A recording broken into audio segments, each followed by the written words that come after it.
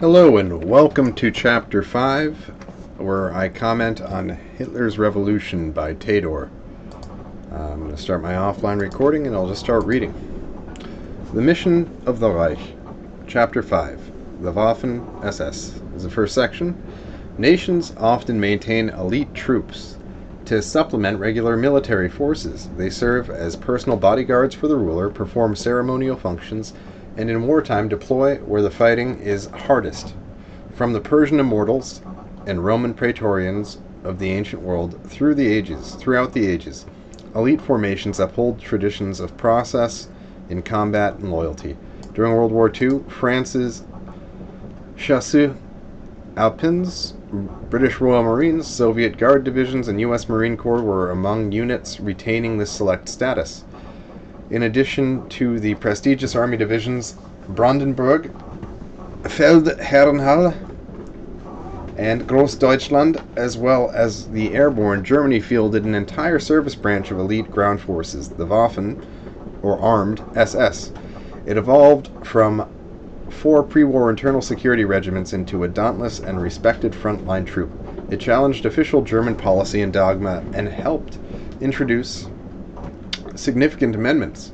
Considering the obedience to state authority customarily drilled into military establishments, this was an unusual wellspring for political and social reform. The maturation of the Waffen-SS demonstrates how National Socialism's emphasis on personal initiative created the opportunity for flexibility and development on an unprecedented scale. The SS traces its origins to the early years of the NSDAP. Fewer than 100 men formed the Adolf Hitler Shock Troop in Munich in 1923. This was a personal bodyguard recruited from SA men displaying personal loyalty to the Führer. Its members generally possessed better comprehension of the movement's political objectives than the rank-and-file SA, or Sturmabteilung. The troop received its final name, Schutzstaffel, or Security Echelon, in April 1925. It maintained strict discipline and a small selective affiliation. Heinrich Himmler became the chief of the SS in January 1929 and proved a talented organizer and a match for political rivals in the party. Once Hitler gained power in 1933, Himmler sought to enroll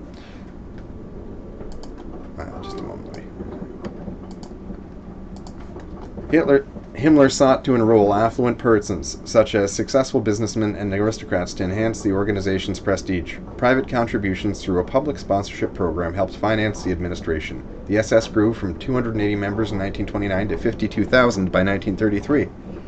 National security issues led to the formation of the SS military branch. When Hitler became chancellor, communists were still numerous in Germany.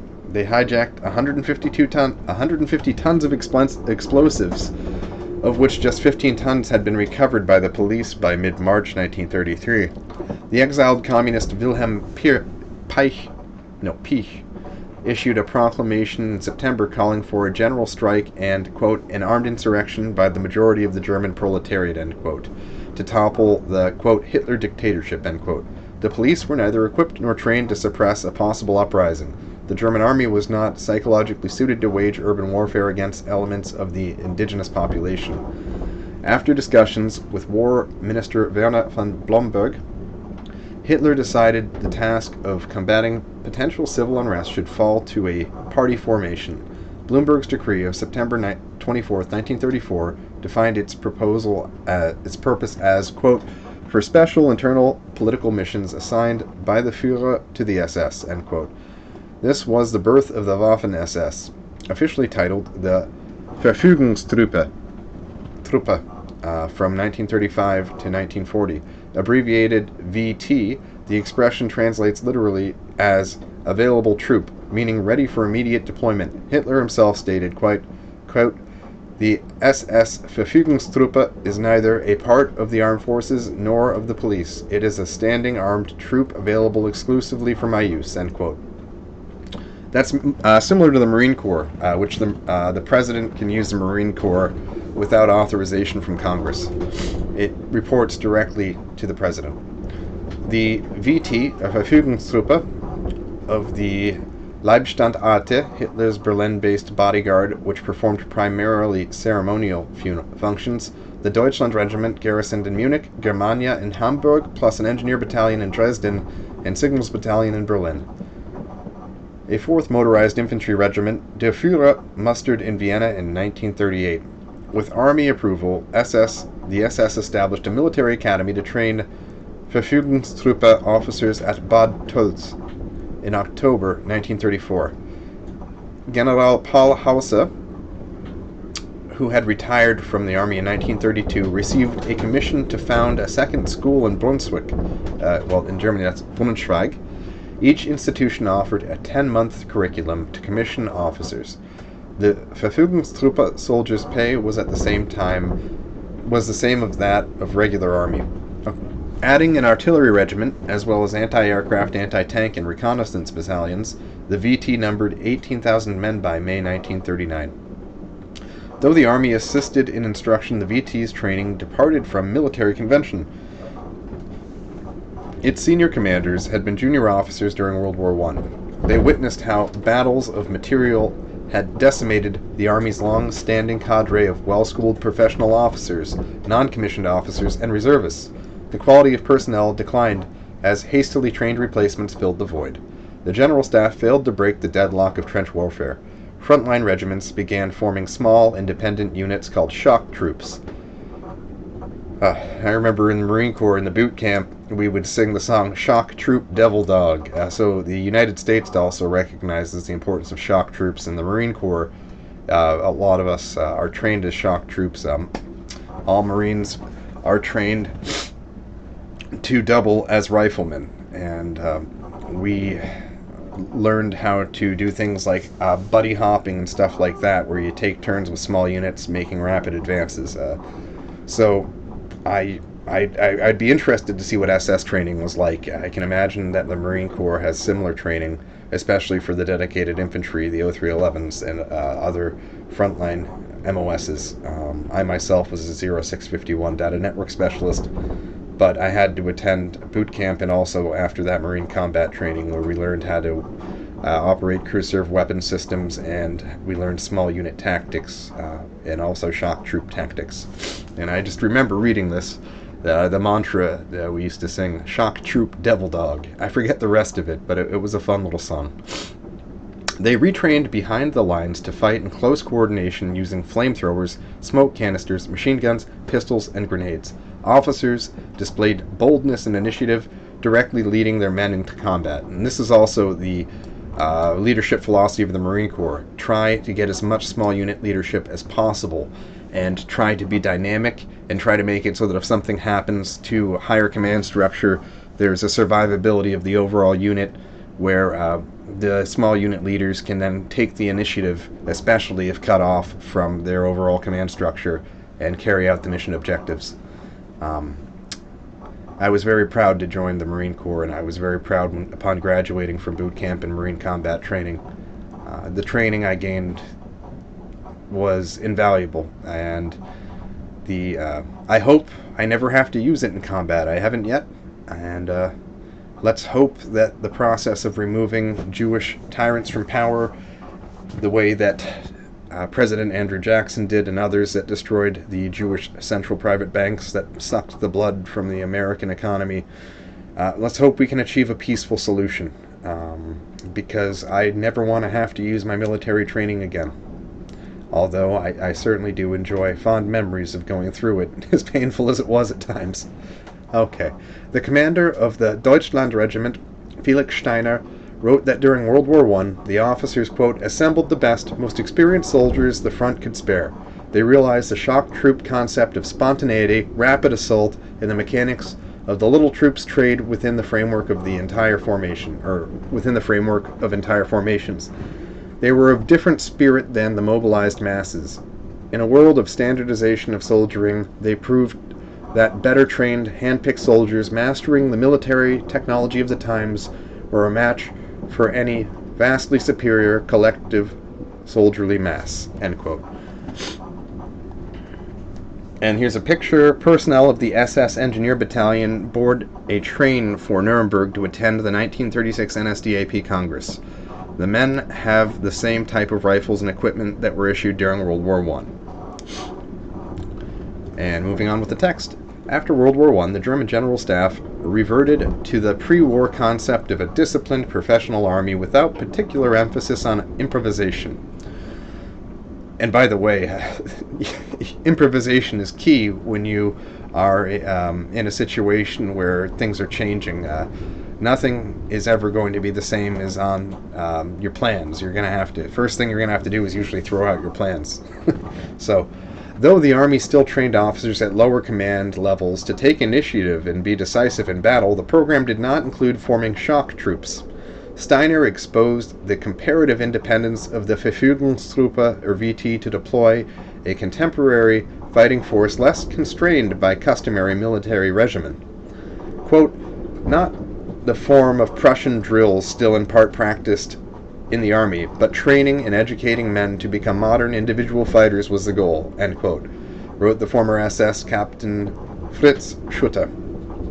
Though Steiner acknowledged that mass armies are an indispensable element of total war, he considered rapidly mobile elite forces distributed among the army decisive in order to, quote, disperse the enemy through lightning-fast blows and destroy his scattered units, end quote. In other words, in the words of one historian, the training program Steiner introduced to the Deutschland Regiment, quote, broke the preeminence of mechanical barracks drill, end quote. And there's something to be said for drill. I do have to say, it helps with, public relations. People love seeing well-trained military formations and, doing the present arms and the weapons inspection and all that. Drill was my least favorite part of boot camp. I preferred the painful stuff to drill. I was especially bad at drill. Choreography is not my thing.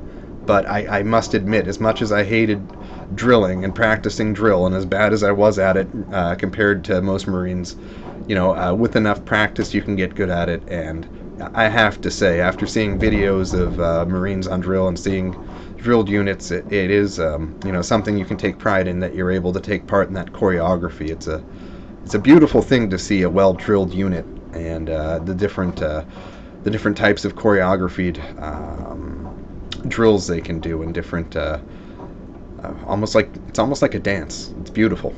Anyhow, so the emphasis was no longer on drill like the Prussians had, but on small unit leadership and shock troops and dynamic small unit leadership. So physical education also played a significant role in the VT. It promised the soldier-athlete concept. Competitive sports supplanted calisthenics and forced marches as the focus of the training. Enlisted personnel competed against their officers and NCOs in sports contests. The purpose was not just to weld leader and followers into a cohesive fighting unit. It also taught officers to rely on their ability to command and strength of character to gain the confidence and respect of the men, rather than the customary aloofness and strict discipline of military protocol. In the same spirit, the VT dropped the practice of soldiers addressing officers as sir, or speaking in the third person. Through such steps, quote, the relationship between leadership and men became more personal and ultimately more binding, end quote. Officers and men dined together in the same mess hall. And this is something also that the Marines are known for, that the officers are closer to the troops than in most other units of other branches.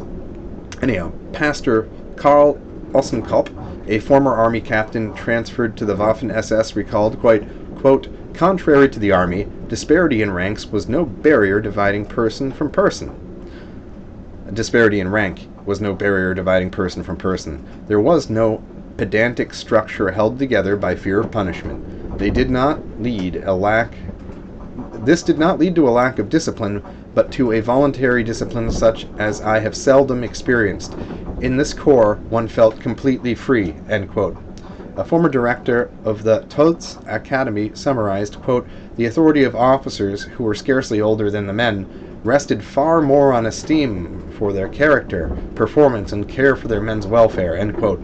A soldier in the Germania Regiment in 1937 and future officer Heinrich Springer wrote this of his first platoon commander, quote, he was not just a military instructor, but guided us in cultivating a decent personal bearing, inwardly and outward perceptible.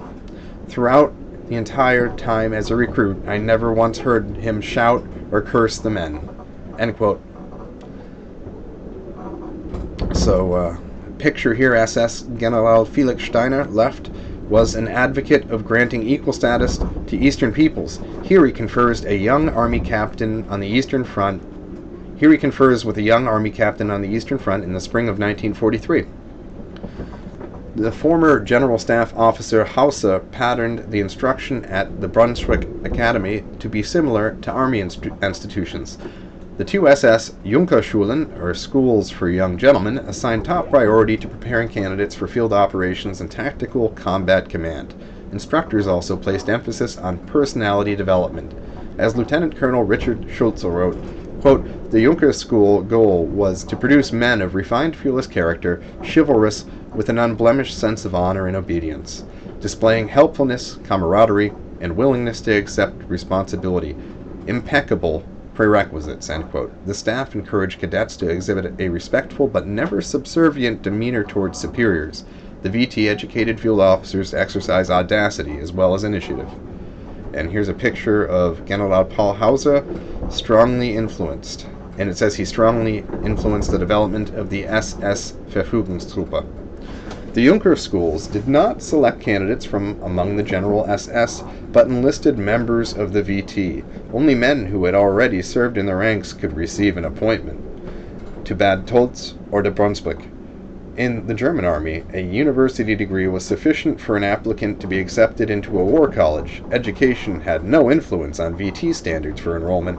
Many Junker school cadets did not possess a high school diploma. The institutions nonetheless graduated capable officers.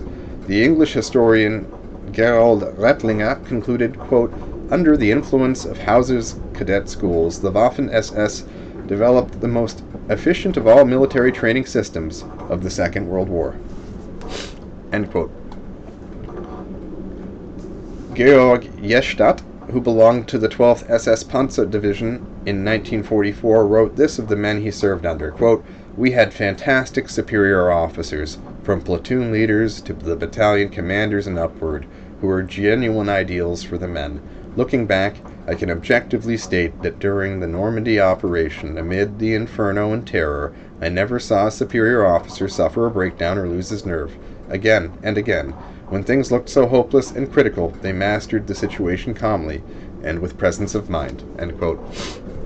When Germany invaded Poland in September 1939, the Verfügungstruppe fell under Armed Forces Command. The OKW distributed most VT formations among army divisions participating in the campaign. The SS soldiers acquitted themselves well in battle, and expansion and reorganization of the VT followed. Hauser formed Deutschland, Germanied, Der Führer, and their combat support units into a single division in October 1939. I think that's a typo. It says Germanied. I think it should say Germania. Oh well. I think they have a D instead of an A at the end of Germania. The same month, the SS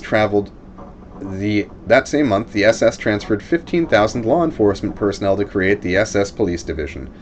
Yet another new division, Totenkopf, Death's Head, filled its roster largely from concentration camp guards and incorporated the Home Guard Danzig. Together with Hitler's bodyguard, the Leibstandarte, the military branch of the SS, now numbered 100,000 men. The entire force deployed in the 1940 campaign against Holland, Belgium, and France, fighting side by side with the regular army. And I kind of reject the use of his term concentration camp here. Concentration camp that term was invented when the Rothschild mercenary soldiers from the British Empire put Dutch Boers into concentration camps and fed them things like powdered glass to kill them and stuff, whereas nothing like that happened at the internment camps that the Germans set up for political enemies and Jews awaiting deportation. Anyhow, moving on, the SSVT Regiment Deutschland parades in Nuremberg for a pre-war NSDAP Congress, and there's a picture of SS men carrying the banner. The SS had accomplished the expansion of the VT, the Waffen-SS, in 1940 by shifting men from other contingents under Himmler's command. It was necessary because the OKW, which had jurisdiction over the draft, limited the number of indigenous recruits whom the Waffen-SS could induct. In order to increase its quantity of divisions, the chief of the SS recruitment, Gottlob Berger, developed a fresh source of manpower. He introduced a Cambridge enlistment from the expansive left the country to join the Waffen-SS. They preferred to avoid service in the Romanian army, whose officers treated ethnic German recruits badly. During the war, the roster of ethnic Germans from beyond the Reich's frontier who served in the Waffen-SS would greatly increase. Over 60,000 of them came from Romania alone. In time, Berger's solutions for increasing manpower would significantly redefine the character of the Waffen-SS. And the next section is called Germanic Volunteers. A primary element determining the survival of a species is its ability to adapt to shifting environs. Then this natural law applies to nations as well. War forces abrupt changes that demand endurance and flexibility of disposition in order to rapidly accept new conditions. In Hitler's time, nationalism was a compelling influence. It roused people to give for their country but simultaneously maintained barriers between nations. On the threshold of World War II, Europe stood in the shadow of peripheral superpowers prepared to contest her leadership in world affairs. To assert her economic and political independence and preserve her cultural identity, her populations needed to evolve toward mutual cooperation and fellowship. Italy's former treasurer Alberto de Stefani observed, quote, "We're all persuaded that continuing this intransigent nationalism, which has no understanding for the requirements of a continual policy, is finally turning Europe against herself," end quote. Europe settled into an uneasy peace in the summer of 1940, following a series of rapid campaigns Germany had conducted against neighboring states. German army garrisons held western Poland, Denmark, Norway, Luxembourg, Holland, Belgium, and northern France. Allied with Italy and favored by Spain, the Reich also enjoyed economic influence over the Balkans. Cooperation with Germany was necessary for a strong, unified continent. The continuing war against Britain required the German armed forces to occupy the North Atlantic coast to guard against potential British landings. The German military presence was not popular with the populations affected. The English also supported communist, quote, resistance movements in the occupied countries, encouraging sabotage. They trained and smuggled in agents, plus weapons and explosives, while the BBC broadcast anti-German wireless propaganda designed for Western Europe. And I do have to comment here, the Germans did not do enough propaganda. The level of Jewish propaganda and the Jewish-controlled media of Britain and the other countries that were leveled against Germany, so powerful, well-trained, it was well-practiced from World War I, and the Germans never really emphasized propaganda like they should have, despite Hitler's recognition of the importance of propaganda in his book Mein Kampf. They should have done a lot more propaganda. What they relied on was word of mouth and, just sending their workers on vacation and letting the world see how happy a country that was freed from the Jew banks could be. And that's great that people get to do the word of mouth stuff, but you need propaganda too, because the Jews are masters of it. And while we are fighting for our liberation now economically and politically, hopefully never militarily, although they usually force it to that, we're going to have to learn the art of propaganda. And propaganda will do things like figure out how to unify the message. So if you look at the Spurg chat we've got going, I'm doing a live stream, restream. One of the endpoints is my YouTube channel. If you're in my YouTube channel's live chat or watching the live chat, good propaganda would help unify the message, and it would stop, people would then be able to see who's a Jew that they're pretending to be an Anon or pretending to be, one of the awakened Goyim, and who's there trying to instigate problems. Propaganda is what 80% of people need. Most people want to be led. Most people don't have the time to read these books. Most people need what are called heuristics or shortcuts in logic to help them do the right thing. Most people aren't going to do a systematic examination of their metaphysics and examine ancient classical philosophy and and then evaluate whether that ancient philosophy needs to be amended to adjust for the Industrial Revolution and the Enlightenment, etc., etc. Most people just want to be good citizens. They want to have good families. They don't want their children being raped by Jews. They don't want, their daughters being inducted into the Jewish porn industry. They don't want their kids graduating from college with a worthless degree with $100,000 in high-interest student loan debt. And they need heuristics because they want to do the right thing. And when heuristics or propaganda that are being memed into the common person's heads is, the highest virtue is to transform my young boy into a tranny, or the highest virtue is for my daughter to be a whore, propaganda works. And people are like, look at my daughter, the whore. I'm just like Mr. Jenner or Mrs. Jenner or whatever the hell it is now. And really, I think we can learn from some of the shortcomings of European liberation efforts of the 20s, 30s, and 40s, and really realize how important propaganda is and how the Jews constantly use it. Every movie is filled with propaganda, almost every movie. All the shows, the magazines, it's all propaganda designed to demoralize us, make us hate ourselves, and get the different races of non-Jews to fight each other so Jews can rule in the ensuing chaos. Can you imagine if we decided to focus on propaganda the way the Jews do? We'd be unstoppable because we have the truth and logic and morality on our side, whereas the Jews only have deception. And deception in the face of a non-propagandized people will win out because 80% of the people won't do the research to see past the lies like I did until this, I didn't do until the scales fell from my eyes when I was shamed into 16. Propaganda works, and subversion can only be countered by good propaganda. Now, that's in the short term. In the long term, we need good educational systems. We need to teach critical thinking. We need to teach civics. We need to teach people about the value of family and the extended family, that being the nation. And we need to instill good morality, but until then, propaganda is the only thing that's going to counter Jewish subversion for about 80-90% of the people. And that was a sad realization for me after I woke up to the JQ, realizing that most people are just going to listen to propaganda and not actually think critically about any of the dogmas they adhere to. It is the sad truth of the matter that when you're looking at political formation, that the importance of propaganda is paramount. And when propaganda gives people logical shortcuts to become moral as opposed to degenerate, propaganda becomes a good thing. And it has been this way throughout all history. But propaganda was really perfected by the Jew Bernays during World War I, and after that in the 20s.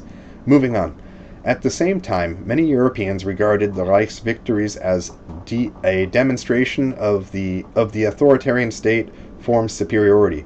Democracy had not only failed to alleviate unemployment and depression for the past 20 years, but bungled national defense. Germany's spirited martial society aroused awe and to some extent admiration among her neighbors. The parliamentary debates, scandals, lack of progress, and uninspired leadership associated with democracy seem vapid by comparison. Marxism had an equally unimpressive track record. Leon de Grelle, a Belgian who eventually served in the Waffen-SS, wrote that Marxism, quote, nowhere reached its promised goal of welfare for all. The broad masses considered it a complete failure during the 1930s. They sought the remedy in other mass movements, those that tried to realize the desired social objectives within the framework of order, authority, firm leadership, and devotion to fatherland, end quote. One blight on the track record of Western European governments as far as the people in their charge were concerned was the dismal military performance against Germany in 1940. In Norway, for example, the state had periodically slashed defense spending between the world wars. The army could no longer afford to conduct field exercises. Officers and men received inadequate training, and there were no anti-tank weapons for the infantry. The Germans invaded Norway on April 9th. The German Navy had urged Hitler to take this step in order to thwart a planned British amphibious operation to come ashore to sever the Reich's transit route importing strategic minerals from Sweden and Finland via Norway. The German armed forces landed 100,000 men from ships and planes. The indecisive reaction of the Norwegian government and conflicting military orders plunged Norway's mobilization into chaos. Retreating Norwegian army units failed to uniformly destroy tunnels, bridges, or lines of communication to delay the enemy's advance. German motorized units refueled their vehicles at pumping stations the defenders had abandoned intact. Some Norwegian troops surrendered at first sight of the invaders. The capital fell without a shot fired. The German 324th Infantry Regiment, landed at a nearby airfield and entered Oslo marching in a marching order led by its brass band. Oh, God. And by the way, Norwegians became very loyal to the European liberation forces and enjoyed the fruits of German liberation from the Jewish central banking system during the time that the Germans were there to secure the freedom of the Norwegian people from the Jewish media and the Jewish banking system. Moving on. The German armed forces simultaneously occupied Denmark. This was to secure lines of communication and supply to the strategic Norwegian theater of operations. The previous January, Thorvald Stauning, head of the country's socio-liberal government, had more or less admitted publicly that Denmark will be unable to defend her neutrality. He did nothing to improve defense capabilities. And there's a picture. It says a shadow of occupied Europe. The SD here being inspected in The Hague by the German police chief in Holland, Hans Rothe. The SD recruited well-educated men from affluent families to become an efficient security force. In the early morning of April 19th, the German icebreaker Stettin and the troop transport Hansestadt Danzig, ferrying 1,000 riflemen of the 198th Infantry Division, steamed into Copenhagen harbor. Danish searchlights illuminated the ship's German war flags and the soldiers on deck.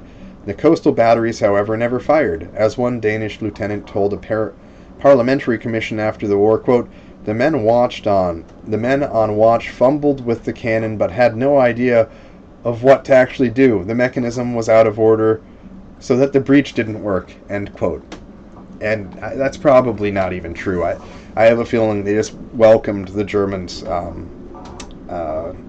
They must have seen across the border into Schleswig-Holstein and the other northern German provinces just what majesty could be achieved in the economy if Jewish bankers and speculators are removed from the economy, and when the Jewish press stops inciting people to become violent and counterproductive.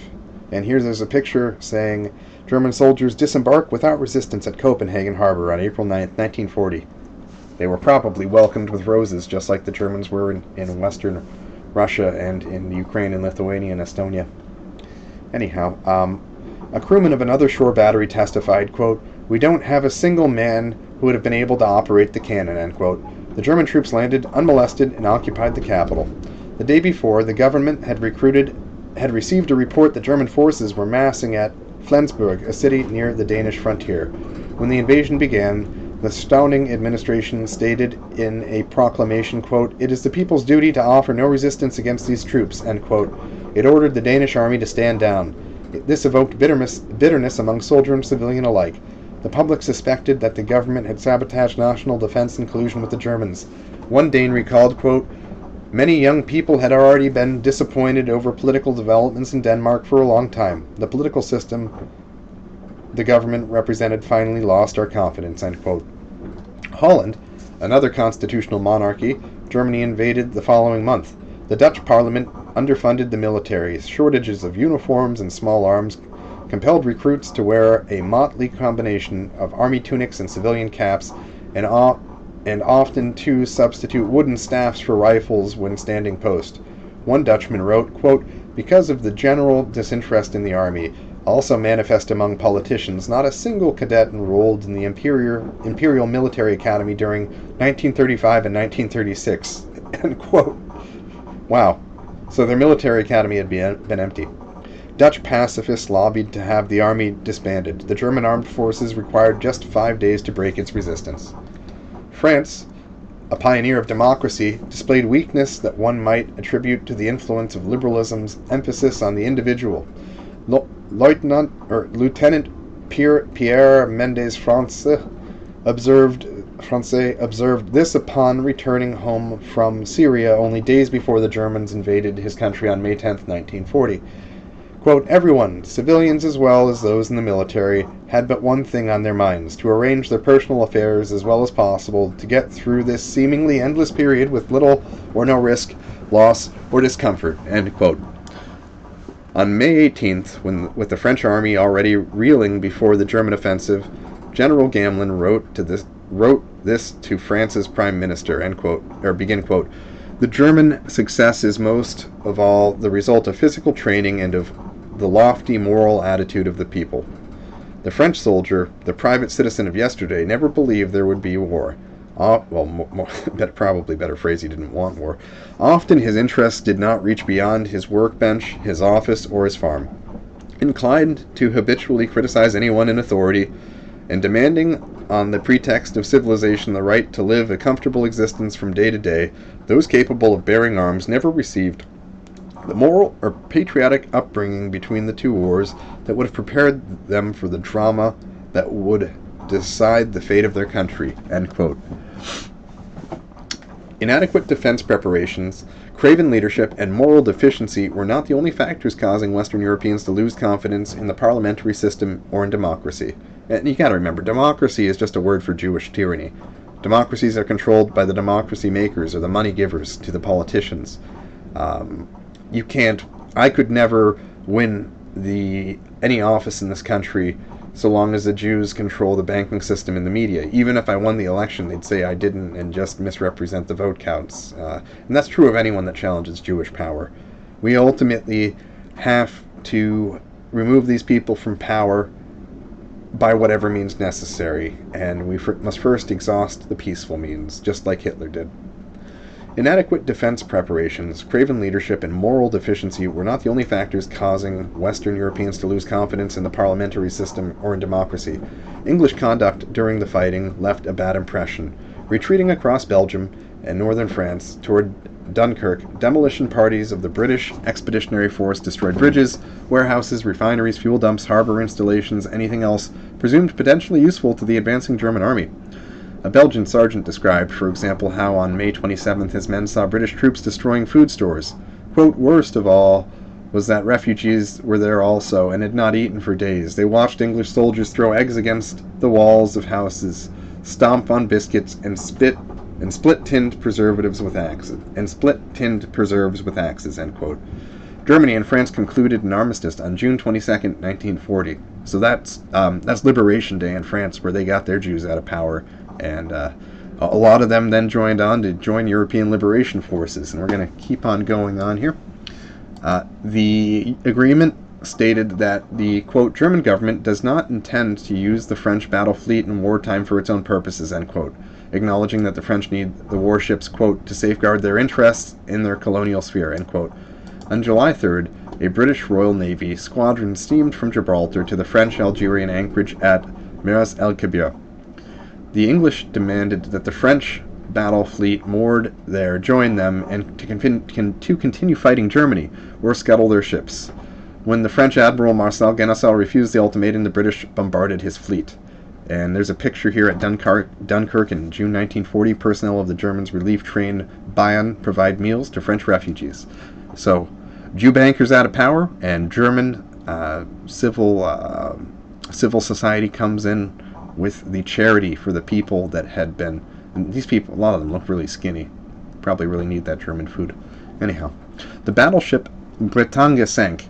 The Provence and the Dunkirk, I don't know how to speak French, suffered serious damage, and the barrage cost 1,147 sailors their lives. French sailors their lives. Royal Navy torpedo planes raided the harbor again on June 6, killing another 150 seamen. 2 days later, British naval forces attacked Dakar, damaging the French battleship Richelieu. All this evoked strong anti-English sentiment throughout France. Britain extended her nautical blockade of foodstuffs to include European countries occupied by the German army, creating hardships for the populations. London established sham, quote, governments in exile, end quote, for these states. They consisted of democratic politicians, officers, and aristocrats who had deserted their country and fled to Britain, in most cases when the fighting was still going on. Entirely dependent on England for their existence, these administrations supposedly represented the true interests of Europe. God, the true interests of the bankers. Moving on, the United States also sought to indirectly influence European affairs. On February 9, 1940, the U.S. State Department announced an economic plan for post-war Europe. God, fucking Morgenthau can't stop himself, can he? According to the Secretary of State Hull, America would support the principal European currencies through loans backed by gold. This would supposedly regenerate commerce once peace returned. It was apparent that Washington was intent on eradicating Germany's burgeoning international barter system and restoring trade based on gold as a medium of exchange. Just a note here, Jews controlled the gold mines. That's one of the reasons why the genocide against the Boer was committed during the Boer War, because the farmers were on mineral-rich land, and the Rothschilds didn't want anyone else being able to open and close the spigots of the gold mines to increase or decrease the price of gold. They didn't want anyone challenging the international Jewry's control over the gold supply that could expand or contract it, because that's how they make money, with speculative bubbles, with pretty much anything that can be deemed of value. That's how Jews make money. Speculation for the most part. Speculation and market manipulation, not actual productivity. Moving on. The State Department relied on the Council of American Bankers when preparing the plan, not consulting representatives of the continent it was intended for. Other resolutions and proposals for post-war reconstruction followed, such as the Atlantic Charter, the Keynes Plan, the Morgenthau Plan, which pretty much called for the extermination of Germans, and economic conferences in Hot Springs in 1943 and in Bretton Woods, New Hampshire in July 1944. I used to go skiing at Bretton Woods when I was a kid. The Bretton Woods session established the International Monetary Fund in order to influence and, if possible, regulate foreign economies after the war, bringing the world one step closer to Roosevelt's vision of a global government. Oh, God, aren't we suffering under that crap now? Are you enjoying your open borders and your disruption of your standard of living, the wiping out of your savings, the tripling of your taxes since your grandparents? Are you enjoying that, worker? How's that globo homo treating you? By the way, I wanted to mention here that this is when they formed the IMF, so that any country that went away from the Jew central banking system would be economically strangled and left out of any type of commercial banking or trade, import-export banking. And pretty much any country that's tried to go away from the Jew international trading system, where you have to pay, usury essentially to the Jews that control the banks just to do financial transactions. They've been attacked. See pretty much every country that's been attacked recently. They were all without Jewish central banks, and this includes Syria, Libya, Iran. Well, Iran soon probably, unless these Jews are removed from power. Now before that, Iraq, etc., etc. In a speech in Königsberg on July 7th, Walter Funk, the Reichsminister of Economics, told European economists, quote, "Today the Americans are propagating a return to the gold standard. What this means, especially considering this country's dominant hoard of gold, is nothing but an elevation of the dollar to the basis for currencies worldwide and claim to absolute control of the world's economy." And, what they're not mentioning here is the Jews that controlled the central bank of the United States, which was private. These weren't Americans, these were international Jews, which there's a big difference between an American and a Jewish banker that has American citizenship. They consider passports and birth certificates to be transient. They have no allegiance other than to their tribe. Moving on. A German diplomat pointed out, quote, "The prerequisite for practical implementation of such plans is the conquest of Europe by the other side," end quote. German propaganda capitalized on the subjective character of these programs. Germanisches Leitheft, a periodical targeting a broad-based European readership, asked in its January 1941 issue, quote, "Will foreign powers and racially alien forces determine Europe's fate for all time to come, or will Europe form her own future through her own vitality and on her own responsibility," end quote. Basically, the Jews are trying to make it so that you'll never have sovereignty again.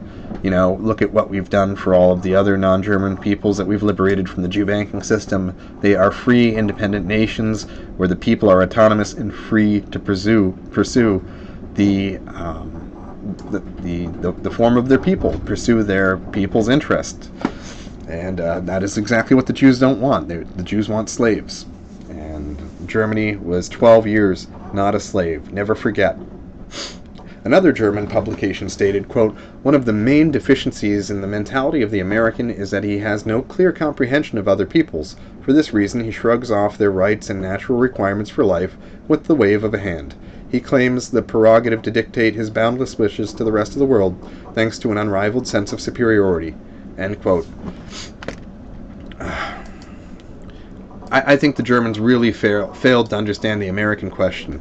I mean, if you understand America, you love liberty. The Declaration of Independence is about the right of a people to determine its future, not being ruled by foreign or international tyrants, not letting the Bank of England's puppet government under George, what was he, a morphine or opium addict, not letting them tell you what you're going to do. No Boris Yeltsins that are Jew puppets telling your country what to do. Your people will be free. They'll pursue freedom and justice and liberty and happiness for themselves and for their posterity. This is about an organic nation. The United States was built so that we could come here and be free and rule ourselves without any foreign interference, without any foreign tyranny, and these Jews came and they shit in the apple pie. And it's time to remove them from power so we can return this country to its founding principles: freedom, liberty, autonomy, and the pursuit of happiness for us and our children. Pardon me, I need a cigarette. I'll be back. Sorry, don't smoke, kids.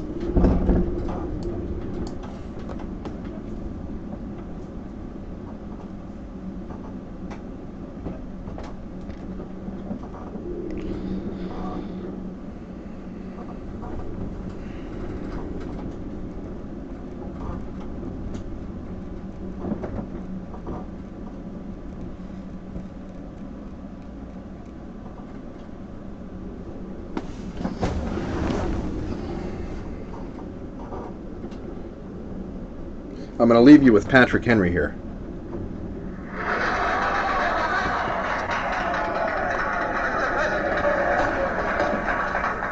Chair recognizes Mr. Patrick Henry, delegate from County Hanover.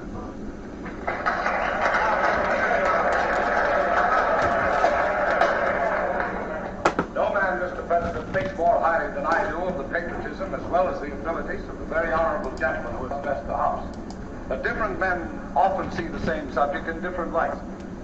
Therefore, I hope I will not be thought disrespectful to those gentlemen if, entertaining as I do opinions of a character opposite to theirs, I speak forth my sentiments freely and without reserve.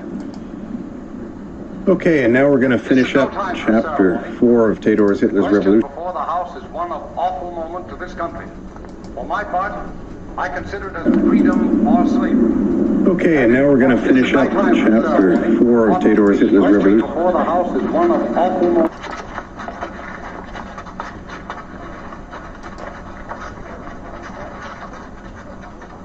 I have but one lamp by which my feet are guided, and that is the lamp of experience. I know of no way of judging of the future but by the past. And judging by the past, I wish to know what there has been in the conduct of the British ministry for the last 10 years to justify those hopes with which the gentlemen have been pleased to solace themselves and the House. Is it that insidious smile with which our petition has lately been received? Trust it not, sir. It will prove a snare to your feet. He acts as though he was afraid to speak out. Suffer not yourselves to be betrayed by a kiss. Your Excellency, I've just come from the church. Patrick Henry is making a speech in the... Very well. I see no reason for further delay. You have your orders to arrest him. Yes, Your Excellency.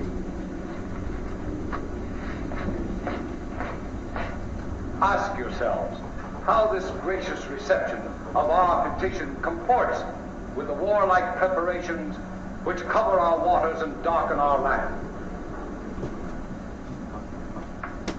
Are fleets and armies necessary to a work of love and reconciliation?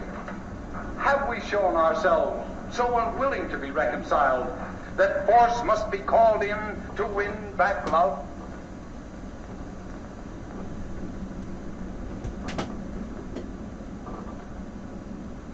Let us not deceive ourselves, sir. These are the implements of war and subjection, the last arguments to which kings resort. I ask the gentleman, sir, what means this martial array if its purpose be not to force us into subjection? Can gentlemen assign any other possible motive for it? Has Great Britain any enemy in this quarter of the world to call for all this accumulation of navies and armies? No, sir, she has none. They are meant for us, and they can be meant for no other. They were sent over to bind and rivet upon us which the British ministry had been so long forging. And what have we to oppose them? Shall we try argument? Sir, we have been trying that for the last 10 years. Have we anything new to offer upon the subject? Nothing. We have held the subject up to every light of which it is capable, but it has been all in vain. Shall we resort to entreaty and humble supplication? And what terms shall we find which have not already been exhausted? Let us not, I beseech you, sir, deceive ourselves longer. We have done everything that could be done to avert the storm that is now coming on. We have petitioned, we have remonstrated, we have supplicated, and we have prostrated ourselves before the throne and deplored its interposition to arrest the tyrannical hands of the ministry and parliament. Our petitions have been slighted. Our remonstrances have produced additional violence and insult. Our supplications have been disregarded, and we have been spurned with contempt from the foot of the court. In vain after these things may we indulge the vain hope of peace and reconciliation. There is no longer any room for hope. If we wish to be free, if we mean to preserve inviolate those inestimable privileges for which we have so long been contending, if we mean not to basely abandon that noble struggle in which we have been so long engaged and which we have pledged ourselves never to abandon until the glorious object of our contest has been obtained, we must fight. I repeat it, sir, we must fight. An appeal to arms and the God of hosts is all that is left to us.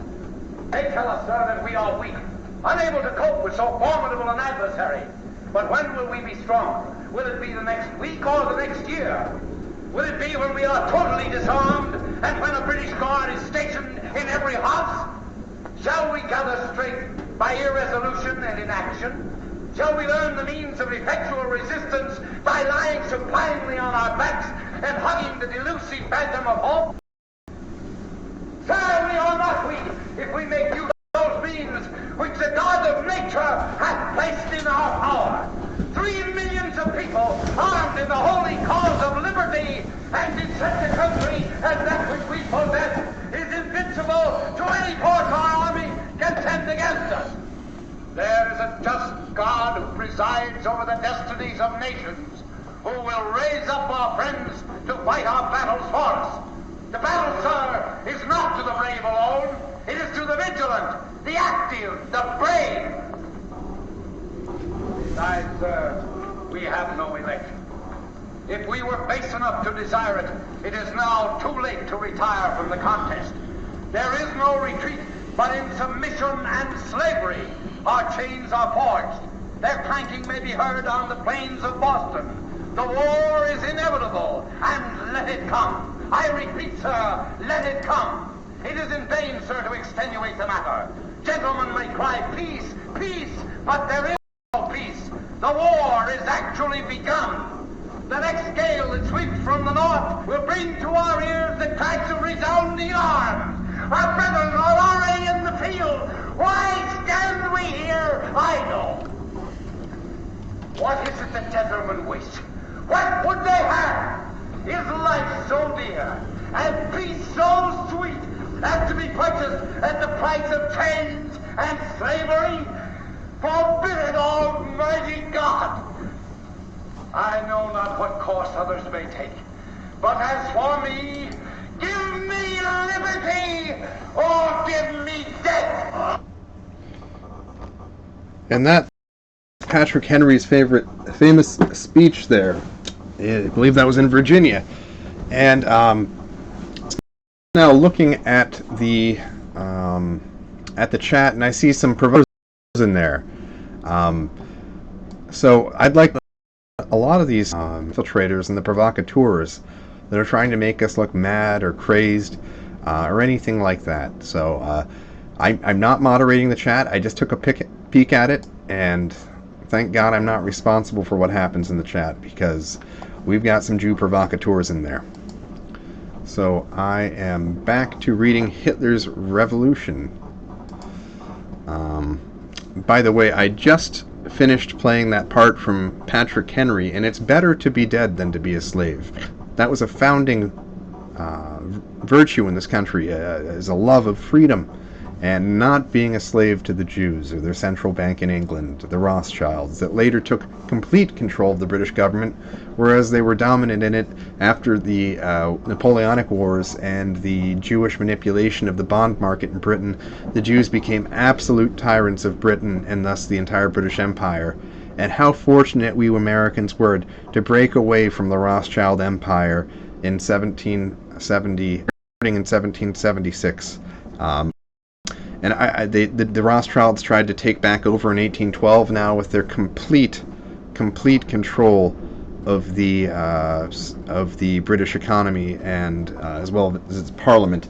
And Andrew Jackson removed the Jew bankers from power in this country, but they stopped short of removing the Jews from the media, which is critical, or else the retaking of power by these international Jewish interests gets masked as some type of struggle for economic stability or something like that, which, a Jewish central bank is a parasite on the land, and the Jewish-controlled international media is the anesthesia that prevents the people from realizing that they've got that leech on their national body. We've got to remove the Federal Reserve.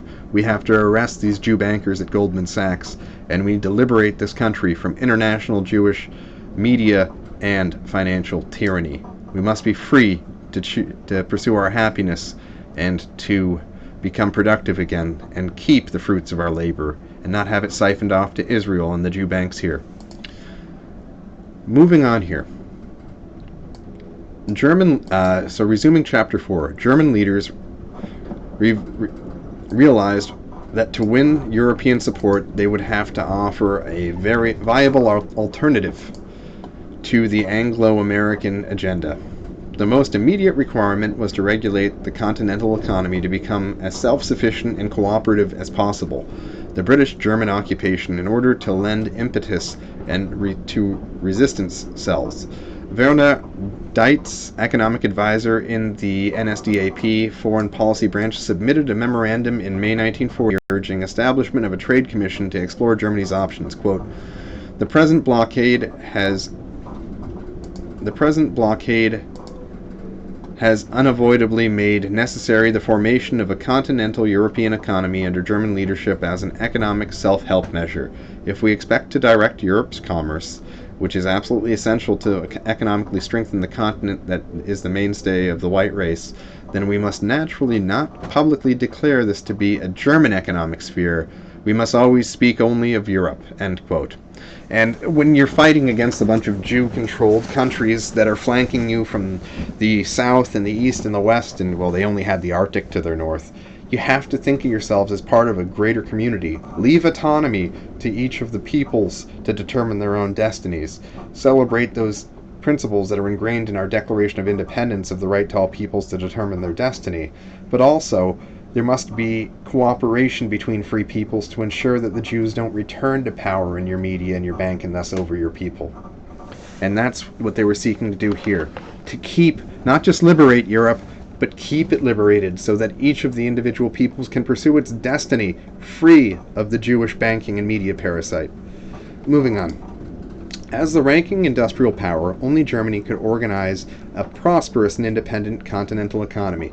The September 1940 edition of Nationalsozialistische Monatshefte, the National Socialist Monthly, stated, quote, Without the Reich, the European community of nations can never be established. The Reich is the great political mission of the German people. It represents the concept of a European order. It eliminates foreign influences and guards against powers hostile to Europe. It strives for European cooperation on the principle of ethnic kinship and of productive labor as the substance and foundation of all life. End quote. Productive labor. That is exactly what the Jews want us to provide to them as their slaves. In their prophecies, for their so-called religion, or their tribal religion that they have, they prophesize that each Jew will have, it's either 28 or 3,800 slaves. They look to enslave the globe, these globalists, these Jews, these international bankers, and these Zionists in the media. We will not willingly be their slaves. It's our duty as Americans or as any free people to throw off the chains of Jewish oppression and rise as free peoples to pursue our destinies and to make sure that every generation has it better than the last, in the perpetual seeking of improvement of the welfare of our people. Vote little in 2020. Moving on here. One of Germany's more astute propagandists was Major Walter Gehl, who served in the infantry in both world wars. He recognized that securing his country's influence depended not on military conquest, but on gaining the popular support of neighboring peoples. In Die Sendung des Reiches, The Mission of the Reich, he wrote that in order for Germany to succeed, she would have to devote herself to the welfare of the continent and not vice versa. Quote, with a sacred sense of responsibility for the future of Europe, Germany will incorporate the natural rights of the other peoples into her own political ambitions and hold a protective, not ruling hand over them, and her military protection is a better guarantee for perpetuating their sovereign culture than our anti-German alliances with nations beyond our continent. In other words, don't ally yourselves with the Jews, ally yourselves with those that wish to guarantee the freedom of your people, working cooperatively to make sure that the banking and media parasite never is reintroduced into your society, providing a protective military shield against foreign slave armies like that of the USSR, which served the Jewish international bankers indirectly. Moving on. Walter Gehl, an infantry battalion commander and army propagandist who argued for European unity against the continent's lingering nationalist barriers, and there's a picture of him here. So, ultimately, it's unity such that there can be sovereignty and independence of the individual peoples. And that's explained very well in the quote from the previous article that I just quoted from that's in the book. So, Germanisches Leitheft maintained that the, quote, Reich does not mean domination, but responsibility and a sense of mission, not hegemony, but a unifying inspiration of our clans, particular nations, and ethnically related families, end quote. Thus, far-sighted Germans advocated the need for the transition from the German Reich into a European Reich.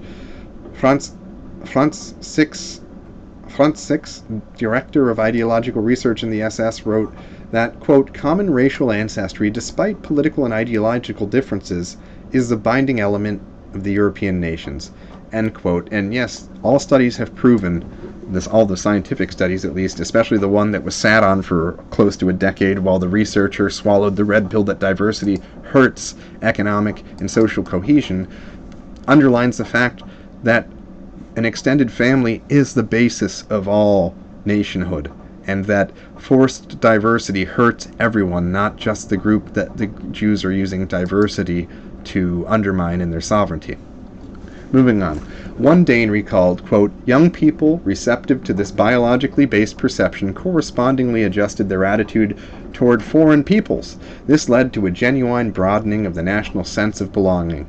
It was the starting point for the renewing of the 1100-year-old ideas of a unified Europe, end quote. Many such Western Europeans sought an opportunity to, quote, help build a better, stronger, and wealthier Europe, end quote. And I just want to mention here, so this Dane was awakened to the Jewish problem and the need for strong family-like nations. And he's realizing that he lost some of his prejudices. When I woke up to the Jewish question, I had been prejudiced against many groups of people that the Jews had wanted me prejudiced against, partially so that there would be division in this country so the Jews can more easily rule in the chaos, and some of them I had been propagandized against, such as the Arabs and such. And after waking up to the Jewish question, I realized these people ultimately just want to seek liberty and independence and sovereignty for their peoples in a way that fits them. They may be a little bit biologically different or whatever, but ultimately they don't want to be slaves to the Jews either. They wish to continue their traditions and to cultivate a future for their children.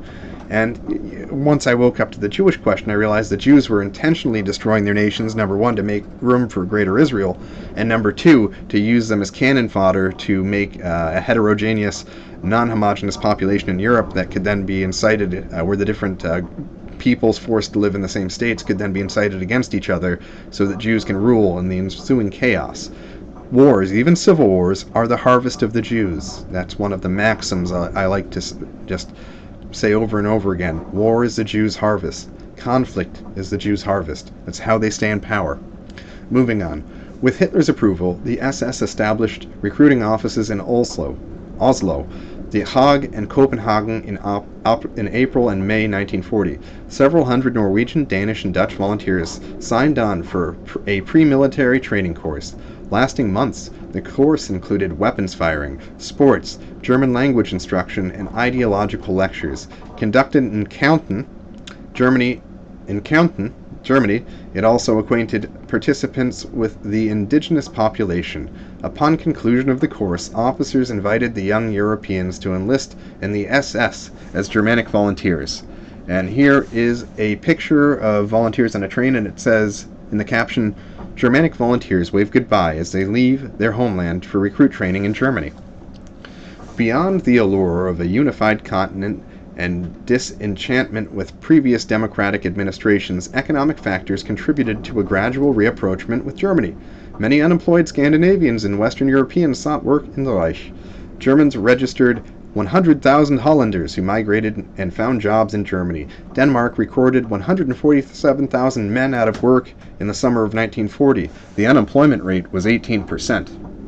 Germany helped revive industry in Belgium and in the Netherlands by awarding armaments contracts to manufacturing companies there. The cooperative attitude of the workers, many of whose plant managers had fled to Britain, led the Germans to implement measures to improve labor's social conditions.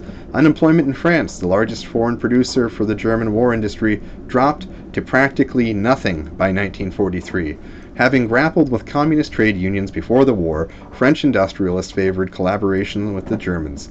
They also recognized that France and her colonies were too small a market for the country's modern, expansive industry, and sought to cultivate European clientele. So, basically, the parasitic class of people fled from France, fled from Denmark, fled from Norway when European liberation forces arrived on German ships or in German trucks. And the people embraced the liberty that came with German liberation from the Jewish banking system and the parasitic class of elitists that the Jews had installed at chief positions throughout the political economy. The NSDAP's foreign policy chief, Alfred Rosenberg, argued in a speech that Europeans should acquiesce to German leadership in continental affairs. Quote, "A smaller nation does not relinquish its honor by subordinating itself to a more numerous people and a larger realm. We must acknowledge the laws of life to survive. The facts of life show that there are numerically, geographically, and politically powerful nations, and there are small ones. To accept the influence of a realm like that of the Germans, demonstrating its former strength after years of hard trials, is not a sign of weak character or of questionable honor, but a recognition of the laws of life." And these are the laws of nature, as referenced by Patrick Henry in his speech before the Virginia legislature. There are laws of nature, and only Jewish propaganda has really ever been able to separate men from their understanding of these laws of nature. There are things like competition in life. There are things like struggle. And understanding the laws of nature, as Aristotle did, as Hitler did, as good leaders have throughout time that aren't puppets for the Jews, leads to certain things, such as admitting that a small country must seek the protection of a larger country if it wishes to remain independent. It doesn't make you a vassal, it simply makes you an ally. And an ally for liberation from Jewish economic tyranny and political control of the media. Moving on. The German army instructed its soldiers garrisoning conquered countries to assume a firm but cordial posture. Guidelines for soldiers stationed in Denmark stated, quote, "Every German in Denmark must always be conscious that he represents the German Reich, and that Germany will be judged by his conduct. When meeting Danes, avoid anything that could insult the Danish national honor. The Danish women is to be treated respectfully. Avoid political arguments," end quote. These circumstances reaped benefits to the Germans. According to a 1947 Gallup poll, 40% of Danes canvassed had been outspokenly sympathetic toward Germany. Just 32% had felt hostile.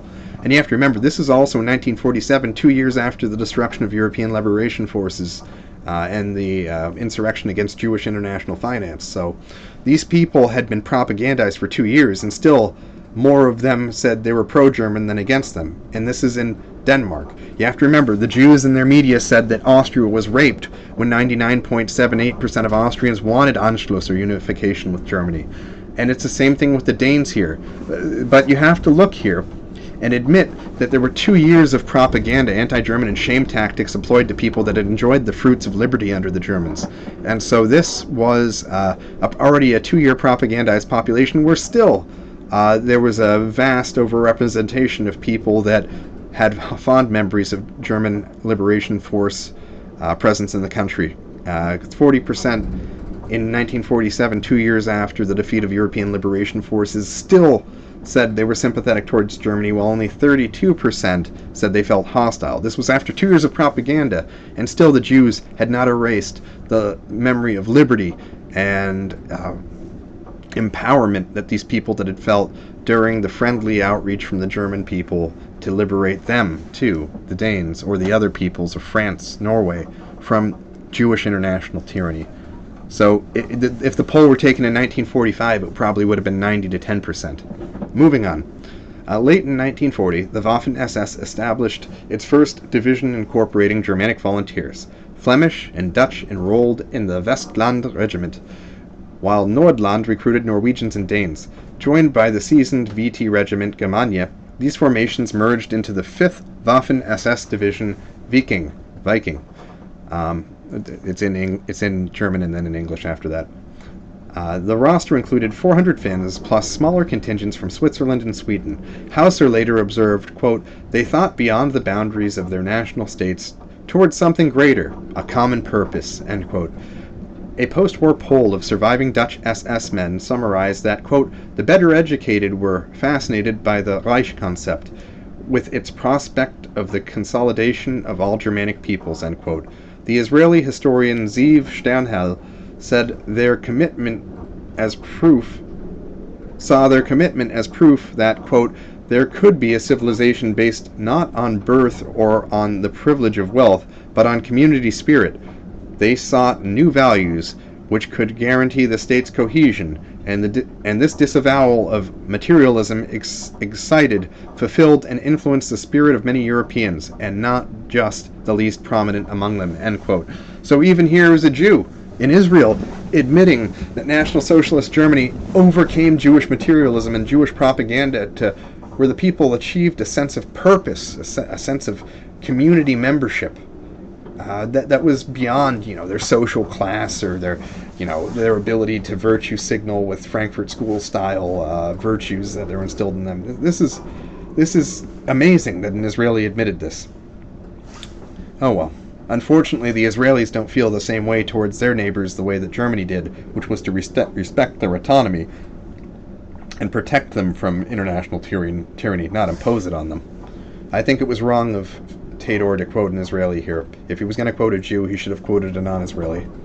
And there's a picture here, a company of the SS regiment Westland in formation, in a photo released to the press in April 1941.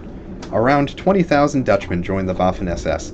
Most fought against the Soviets. Some helped the Germans repulse an Allied airborne landing at Arnhem in September 1944. The German cause, groping for acceptance among European populations, gained favor when war broke out with the Soviet Union in June 1941. Hitler authorized a Waffen-SS proposal to establish national legions of volunteers from neighboring states to fight in the East. Opening on June 27th, recruiting officers counted 40,000 applicants the first day. Wow. The German security police, the SD, circulated a confidential analysis to leading representatives of the Reichsgovernment and the NSDAP on the reaction in the occupied countries. It reported, quote, "a direct reversal in attitude in Germany's favor," end quote. In Denmark, quote, "prominent people in Danish business life and in the clergy who had up till now been reversed or even hostile toward Germany are changing their position on Germany now that she has begun the battle for European civilization against Soviet Russia. Application to join the Waffen-SS have markedly increased," end quote. One recruit, among 6,000 Danes to serve in the Waffen-SS, recalled how many of his countrymen feared that were Germany defeated, quote, Denmark could suffer the same fate as the small Baltic states, degraded to a Russian military district, politically neutralized, forcible implementation of the communist bureaucratic economic system, gradual Russianization and deportation of the political and cultural elite, with ruinous consequences for the biological substance of the Danish people, end quote. And you do have to remember, Stalin had not yet finished removing the international Jewish elements from the Communist Party. The whole environmentalism thing where you say there's no such thing as race, and where if you plant winter wheat during the summer, it'll become summer wheat, and if you plant the seed of summer wheat in the winter, it'll become winter wheat. It was enforced with law that these environmentalist, anti-biological views be taught, and that's essentially what we're being taught in the United States today from Boasian anthropology and such. And for a while, before Boas's Tyranny in Anthropology, which is a pseudoscience, not a science, Boas's School of Anthropology, the Danish understood what the Germans were getting at in trying to preserve the freedom and uniqueness of Europe. Moving on. The Danish government founded the Freikorps Denmark Volunteer Corps, on July 3, 1941, which granted authorized absence without forfeiture of seniority or pension to members of the Danish army who transitioned to the new formation.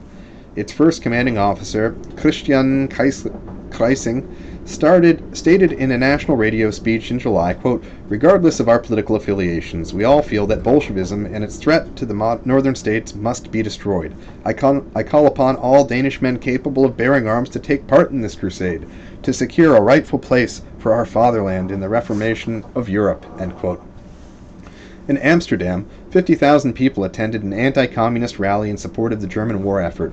Regarding Scandinavia, the SD reported, quote, "The German-Russian conflict has turned attitudes in Norway more favorably toward Germany. There are countless volunteers for SS Nordland Regiment," end quote. In Belgium, quote, "Flemish nationalist circles are unconditionally on Germany's side in the struggle against Bolshevism," end quote.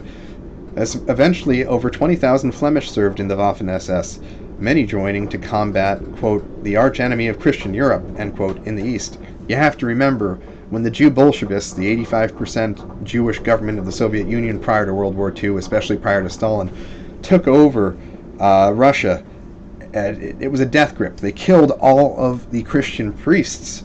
If you're Christian and you think Hitler was a bad guy, look at what the Jews did when they took over. If you're pro-Israeli, you need to know that when Jews take power in a country, they kill all the Christian priests. The Jews killed 30 to 50 million Christians in the Soviet Union prior to World War II. Moving on. The Swiss journalist Armin Moeller wrote, quote, "They came because they hoped for the German Reich to forge a unified Europe of free nations. They wanted neither a commissar state nor a society of everyone competing against one another. This was much idealism then, such as is really only possible among the young," end quote. And you have to remember, the German state under National Socialism focused on cultivating the young, offering training programs and charity and such to those who are not young, but especially cultivating a healthy sense of community in the young so that they live up to their full potential and become the best they can be at whatever they're going to be, whether it's a plumber, an electrician, an artist. You know, the people, the state, which are the same thing in National Socialism, were there to facilitate you realizing your potential and making sure that you had a place in society where you could do the best you could do and where you could go home every day with a sense of accomplishment and a sense of belonging and a sense of morality. Moving on. In Paris, French politicians met on July 7th to discuss the formation of the Légion des Volontaires Français. Légion des Volontaires Français. I don't speak French. Legion of French Volunteers, or LVF. The resulting fighting force left to deploy against the Soviets in August 1941. Within months, a sponsorship program, quote, "Friends of the Legion," gained 1.5 million supporters. The rector of the Catholic University of Paris, Alfred Cardinal Baudrillard, I don't know how to pronounce that French name, called the volunteers, quote, "among the best sons of France," end quote. They defended not only the honor of their country, he stated, but, quote, fight also for the Christian civilization of the continent. This legion is in fact in its own way, a new knighthood. These legionaries are the crusaders of the 20th century, end quote. Jacques Benoît Mechin, cabinet minister in the government of unoccupied France, regarded a pan-European war effort against the USSR as, quote, "the platform upon which provincial patriotisms can bond together, free from antagonism and traditional rivalries. It is the vehicle to break nationalism's inner conflicts and develop into a European supranationalism," end quote. The threat of Soviet expansion was a genuine concern to Europeans who were more familiar with the consequences of earlier communist revolutions in Russia, Germany, Hungary, Spain than were the people of Britain and the United States. German correspondents covering the advance of the fighting forces into Russian territory filled the news media with reports about destitute living conditions among the populations under hammer and sickle, as well as a merciless treatment of political dissidents there. The article published in the Völkische Beobachter in August 1941 expressed more or less popular views about the Soviet menace. Quote, "Today all Europe knows that the war against Bolshevism is Europe's own decisive struggle, the consolidated war of European civilized nations against the powers of destruction and formless chaos. A new, revitalized Europe has learned to grasp what an enormous danger the specter of Bolshevism represents. It is of symbolic significance that the unity of Europe has begun to take place and prove itself in this struggle."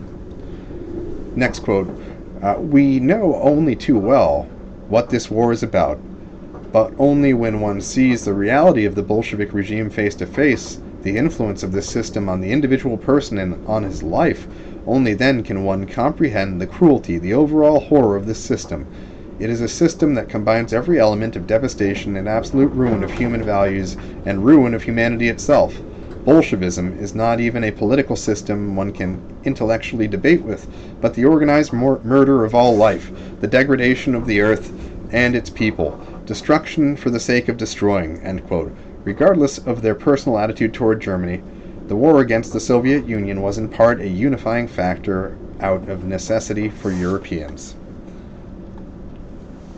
French, Walloon, and Spanish volunteers served in the German army, in ethnic regiments commanded by officers of their own nationality. French and Walloon troops eventually transferred to the Waffen-SS. Berger arranged for German drill instructions, conducting recruit training to attend special courses to acquaint themselves with the national and religious customs of the inductees in their charge. SS Colonel Richard Schulze recalled, quote, the instructors needed to summon sympathy and understanding, and a well-balanced acceptance of the mentality of the various nations," end quote. In a September 1941 article, an SS combat correspondent described the odyssey of foreign volunteers serving in the Viking Division. Quote, "They came to us, misunderstood by their countrymen, not in proud columns, but individually, resolute and clear-minded, often against father, mother, and family. They are not strangers here, but through their blood and their deeds have found in their regiment's honor a rightful place and a home," end quote. The next section is called Negative Nationalism.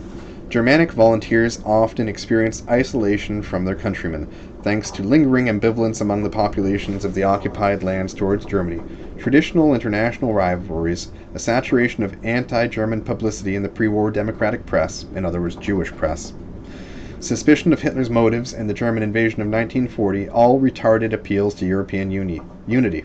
Another obstacle to cooperation and goodwill ironically sprung from the Reich itself.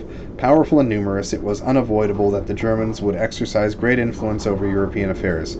Prominent nationalists in the country believed that this entitled them to subordinate the interest of the neighboring states to those of Germany. In June just a moment here, let me make sure I'm still recording. The wind is picking up pretty bad here. I'm sorry if you hear the wind really smashing against the side of my boat here. So carrying on. Let's see. Anyhow, if you're listening to this, never focus on chat. Always focus on the book. If you're really trying to learn here, focus on the book. Don't get into the Spurg chat. I'm mostly just recording the Spurg chat so I can see what type of tactics the Jews try and use to get me taken down. Moving on. In June 1940, the government introduced new proposals to restructure European commerce. Addressing members of the Planning Committee, Funk offered this guidance, quote, "Germany now possesses the power in Europe to implement a reorganization of the economy according to her requirements. The political will to use this power is on hand. It therefore follows that the countries must fall in line behind us. The economy of other European lands must suit our needs," end quote. Foreign observers heard Funk state in a speech in July, quote, "Future peacetime commerce must guarantee the Greater German Reich a maximum of economic security and the German people a maximum of consumer goods to elevate the national economy. European trade is to be aligned with this goal, end quote. All right, here's a picture of, Walter Funk, German Minister of Economics with Hitler. Funk's initially one-sided policies alienated Europeans in the occupied countries. Saluting at left is Heinz Guderian. Wilhelm Keitel is at the right. Continuing with the text, based on a 1939 study by the Prussian jurist Carl Schmitt, National Socialist officials proposed granting sovereignty only to countries populated by, quote, ethnically worthwhile peoples, end quote. The German commissioner for occupied Holland, Seyss-Inquart, championed similar views. Party zealots considered him a better choice for foreign minister than the pragmatic, more constructed Ribbentrop. In his essay, quote, The European Order, end quote, Seyss-Inquart wrote of, quote, a natural ranking in which every nation has a place in the community according to its economic capabilities, its biological vitality, its martial strength, and cultural value, end quote. He called upon Europeans to, quote, acknowledge the Reich as the principal power through which their own strength can be best realized, end quote. He added that Germany, through superior achievement, is accorded higher responsibility for all, end quote. He added that Germany, through superior achievement, is accorded higher responsibility for all who comprise European civilization, which was formed by the industriousness of the Nordic race, end quote. So, of course, this is a little ethnocentric. The Germans are going to write from a pro-German perspective, but eventually they, after interacting with all these other groups, they realize, hey, just like we originally wanted, everyone just wants autonomy for their people and freedom from liberation from Jewish international tyranny. Moving on. Such one-sided proposals regarding post-war Europe dismayed Ribbentrop. He warned in a memo that Germany's allies... Let's see. Where was I? Such one-sided proposals regarding post-war Europe dismayed Ribbentrop. He warned in a memo that Germany's allies fear that after the war, Berlin will place a German governor in every country. Neutrals, he wrote, are concerned that Germany plans to annex them.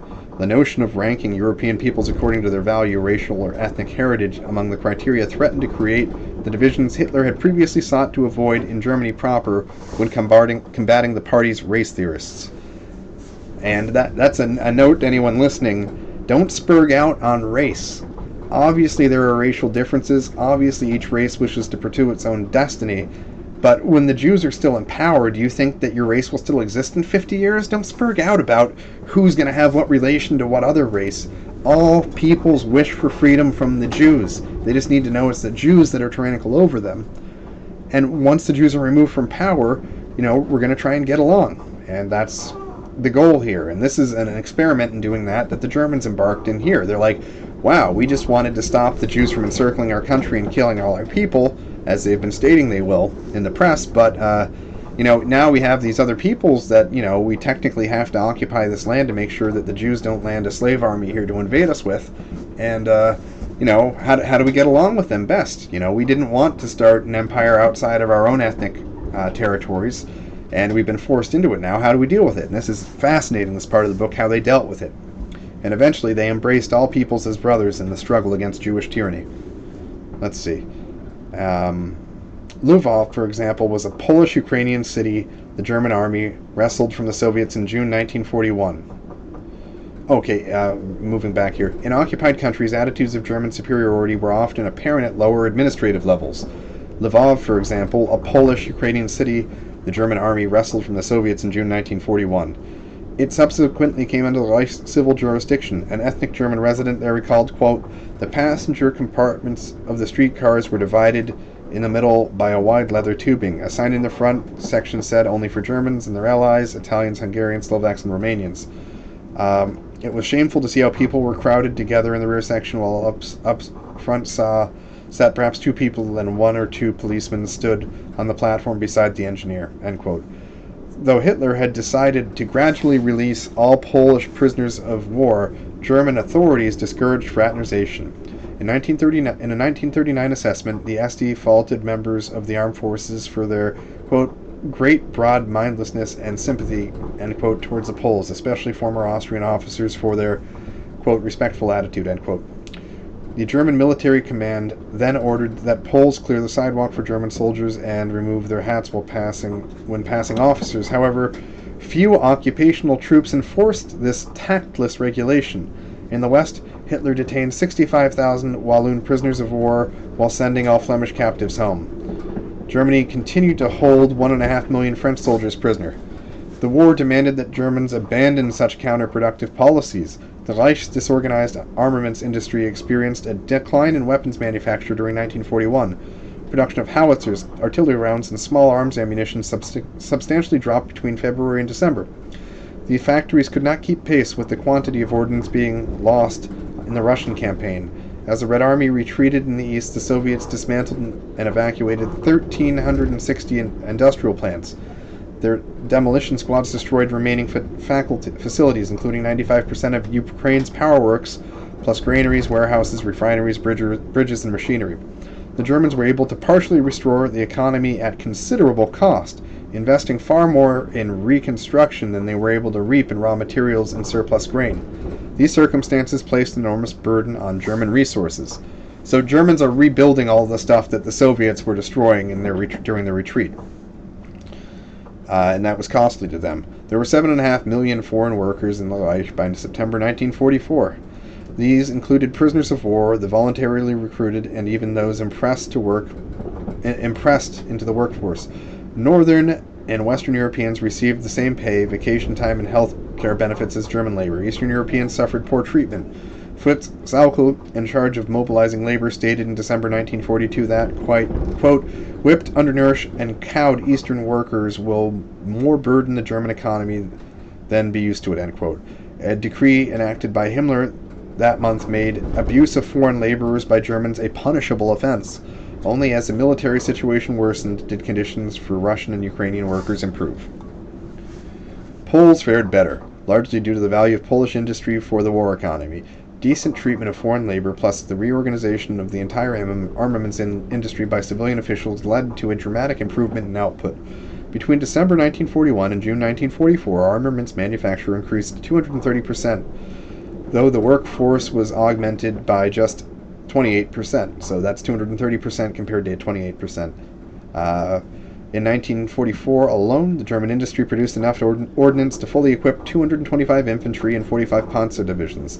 German factories accounted for 88% of arms production, foreign contracts for the balance. A unified Europe based on goodwill and equal status for all countries was now a necessity. And here we go. So Germany did not expect to be ruling over all these peoples. They had not geared up for war with their production economy. They had been producing civilian goods and infrastructure and stuff right up till 1939, when it became apparent that there had to be war, that they weren't going to be allowed to guarantee their freedom peacefully. So, they didn't plan for all this. They didn't plan to rule over other peoples. They didn't want to. So they, by 1944, were starting to really get a grip on how to work with all these peoples whose governments had initially tried to use them as cannon fodder against the German freedom forces that were trying to liberate, at first just themselves, from the Jewish international finance system. So we see a picture here. It says Poles migrating to Germany found employment in the agrarian economy and eventually in the armaments industry as well. Food rations and housing for so-called Ostarbeiter, Eastern workers, were generally inferior to that provided for laborers from Western Europe. And I'm going to have to say that was a fail. Germany could have better defeated international Jewry if they had not shown preference over Slavs. And it was partially because of Hitler's antipathy at first from his childhood, having seen the multi-ethnic state try to displace Germans and destroy German ethnicity, largely by importing vast Slavic populations that might have initially given this character of discrimination against Eastern Europeans. And ultimately, they could have recruited every able-bodied man in liberated Russia and Ukraine to fight alongside the German army, as they did in France and Denmark to some extent, if they'd simply take the loving embrace of the now liberated Ukrainians at face value and said, these people mean us no harm. They also just want freedom from the Jews, and they invested heavily in rebuilding the infrastructure that the Jewish political officers destroyed while retreating back towards Moscow. But they should have from the get-go had a nicer tone towards the Slavs, who greeted them with roses and hugs and kisses as they came and liberated the different Ukrainian cities and villages and Lithuanian cities and villages from the tyrannical, murderous, genocidal Jewish regime that had ruled over them as commissars in the past 15-20 years. Moving on. Hitler harbored reservations about restructuring Europe with all nations on equal footing. He mistrusted his allies. German intelligence reported that after German defeats in 1943, Romania, Hungary, Finland, and Bulgaria discreetly contacted London and Washington about concluding a separate peace. The Allies informed them that the USSR must be involved in the negotiation, leading Germany's satellites to drop the initiative. The Führer was no less wary of Philip Pétain, president of unoccupied Vichy France, who proved unsympathetic to the German cause. So, let's see. Hitler limited the roster of the Legion of French volunteers to 15,000 men, even though there was available manpower to quadruple the number. The contemporary historian Franz Seidler pointed out, quote, Hitler feared losing his freedom to make decisions about regulating post-war Europe if he accepted foreign help, end quote. When the Walloon region officer de Grelle addressed Belgian workers in the Berlin Sportspalast in January 1943, he received acclaim from his audience and a total press blackout in the German media. Recognizing German policy as an obstruction to the rapprochement supported by many of his countrymen, the French politician Laval told Hitler, quote, You want to win the war to create Europe? You must create Europe to win the war, end quote. So a lot of this problem stems from originally Germany just trying to be autonomous and independent and not have its people genocided by proxy forces like in Czechoslovakia and later Poland. And then it resulted in them having to fight off different situations where they got attacked or they got ambushed or forced into action. And that resulted in all sorts of situations they had not planned on being involved in, such as having to have their military in countries that weren't German. That was never their plan or their goal. And it took them a few years to figure out, and towards the end they started to get it, but it was too late. And there were other reasons why the war started to turn, but we'll get into that in a minute. Once again, I'm not saying that Germany did everything right. I'm not saying that Hitler was infallible, and I'm not saying that there weren't multiple times when Germany cost itself the war. I'm just saying these are my observations on what they could have done better, but, hindsight is 20/20. And, the duress of a wartime economy and being at war, being attacked from every side and having your cities bombed into the ground certainly added some elements of confusion to the mix that I certainly see here sitting on my boat being battered by the wind. These are pressures I don't have when using my retrospect to criticize the German policies and their efforts to lead European liberation forces against international Jewish tyranny. So I'm going to pause my offline recording here and take a 5 or 6 minute breather. Remember, I'm just primarily recording this offline and I'm letting you guys listen to me as I work. Give you something to do if you're bored. Listen to me live stream my offline recording. I still have to go back and edit this, but yeah, that's it. So, well, that's not it. I'm going to leave you with a 1950s public service announcement about homosexuals.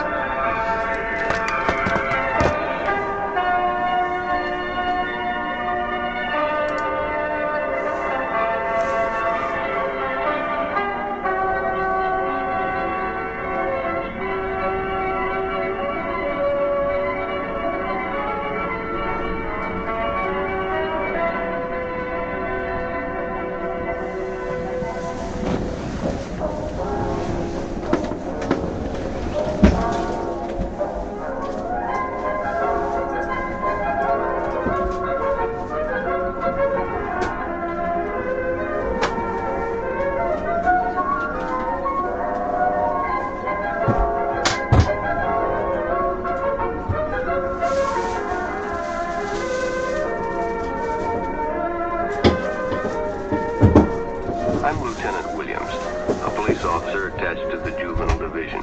I'm on my way to Monroe Junior High School to talk to a group of young people. It looks innocent enough, doesn't it?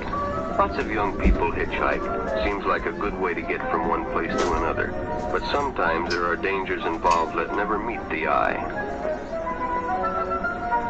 Let's take the case of Jimmy Barnes. Jimmy played baseball all afternoon, and he didn't feel like walking home, so he decided to thumb a ride.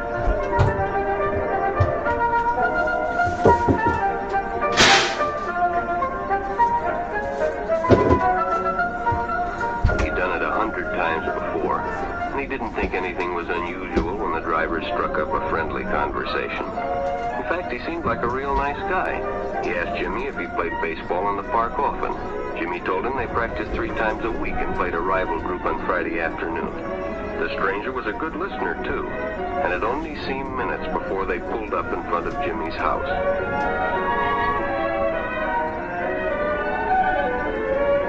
When Jimmy got out, the stranger gave him a friendly pat. Then he told him he'd see him again, as he always drove by the park on his way home.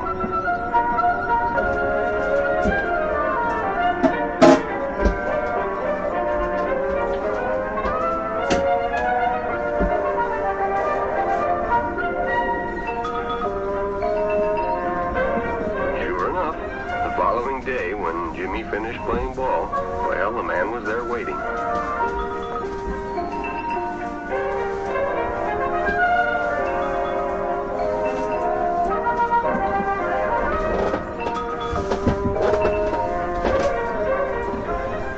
At a drive-in, and the stranger treated him to a Coke. During their conversation, he told several off-color jokes, but Jimmy had heard others before, and, well, it made him feel big to so easily win the confidence of an older person.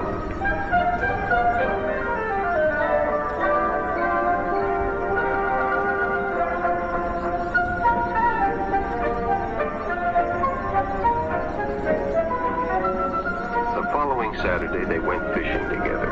By now, they were using first names. Ralph said it was more friendly.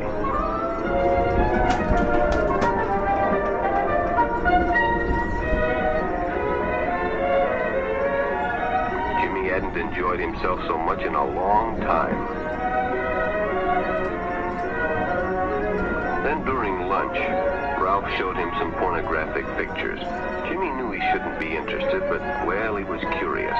What Jimmy didn't know was that Ralph was sick, a sickness that was not visible like smallpox, but no less dangerous and contagious, a sickness of the mind. You see, Ralph was a homosexual, a person who demands an intimate relationship with members of their own sex. But by now, Jimmy felt a fondness for Ralph, and they continued to go places together. Ralph was generous and took Jimmy many interesting places and did many nice things for him.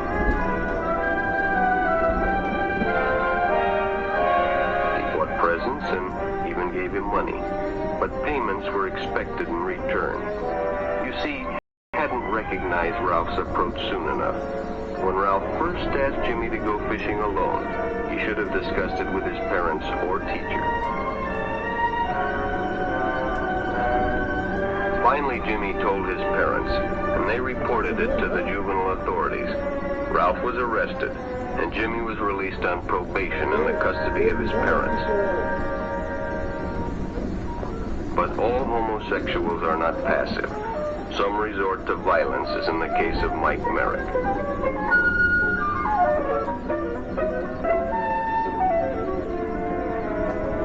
In the heat of competition, no one noticed the man who sat and watched. And when the game broke up and the others left, Mike decided to stay and practice a little longer.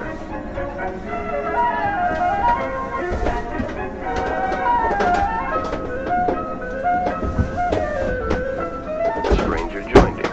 He was friendly and, well, it was better than playing alone. After a few shots, Mike realized he had already overstayed his time and suggested he better leave. The stranger told him if he'd like to stay longer, he'd be glad to drive him home when they finished. Sounded great to Mike. Chance to play Okay, we can finish playing that public service announcement later. And let's see, so gonna get back to my live stream of my recording of my book, of Tador's book, so I can release the complete chapters, edited to remove me sneezing and me sniffling and blowing my nose and all that stuff. So thank you for bearing with me while I have been very sick while reading this. I felt the obligation, however, to finish this book, and so we're going to finish it in the next few days here. I'm going to try and finish the chapter we're on tonight, which is chapter 5, and I'm hoping by next weekend, this coming weekend, to have the completed book, all 6 or 7 chapters up and edited for your enjoyment and for you to download and share. If you know how to translate to German, I can give you some of the text and the comments for this book, and we can present it perhaps to Tador as a German translation.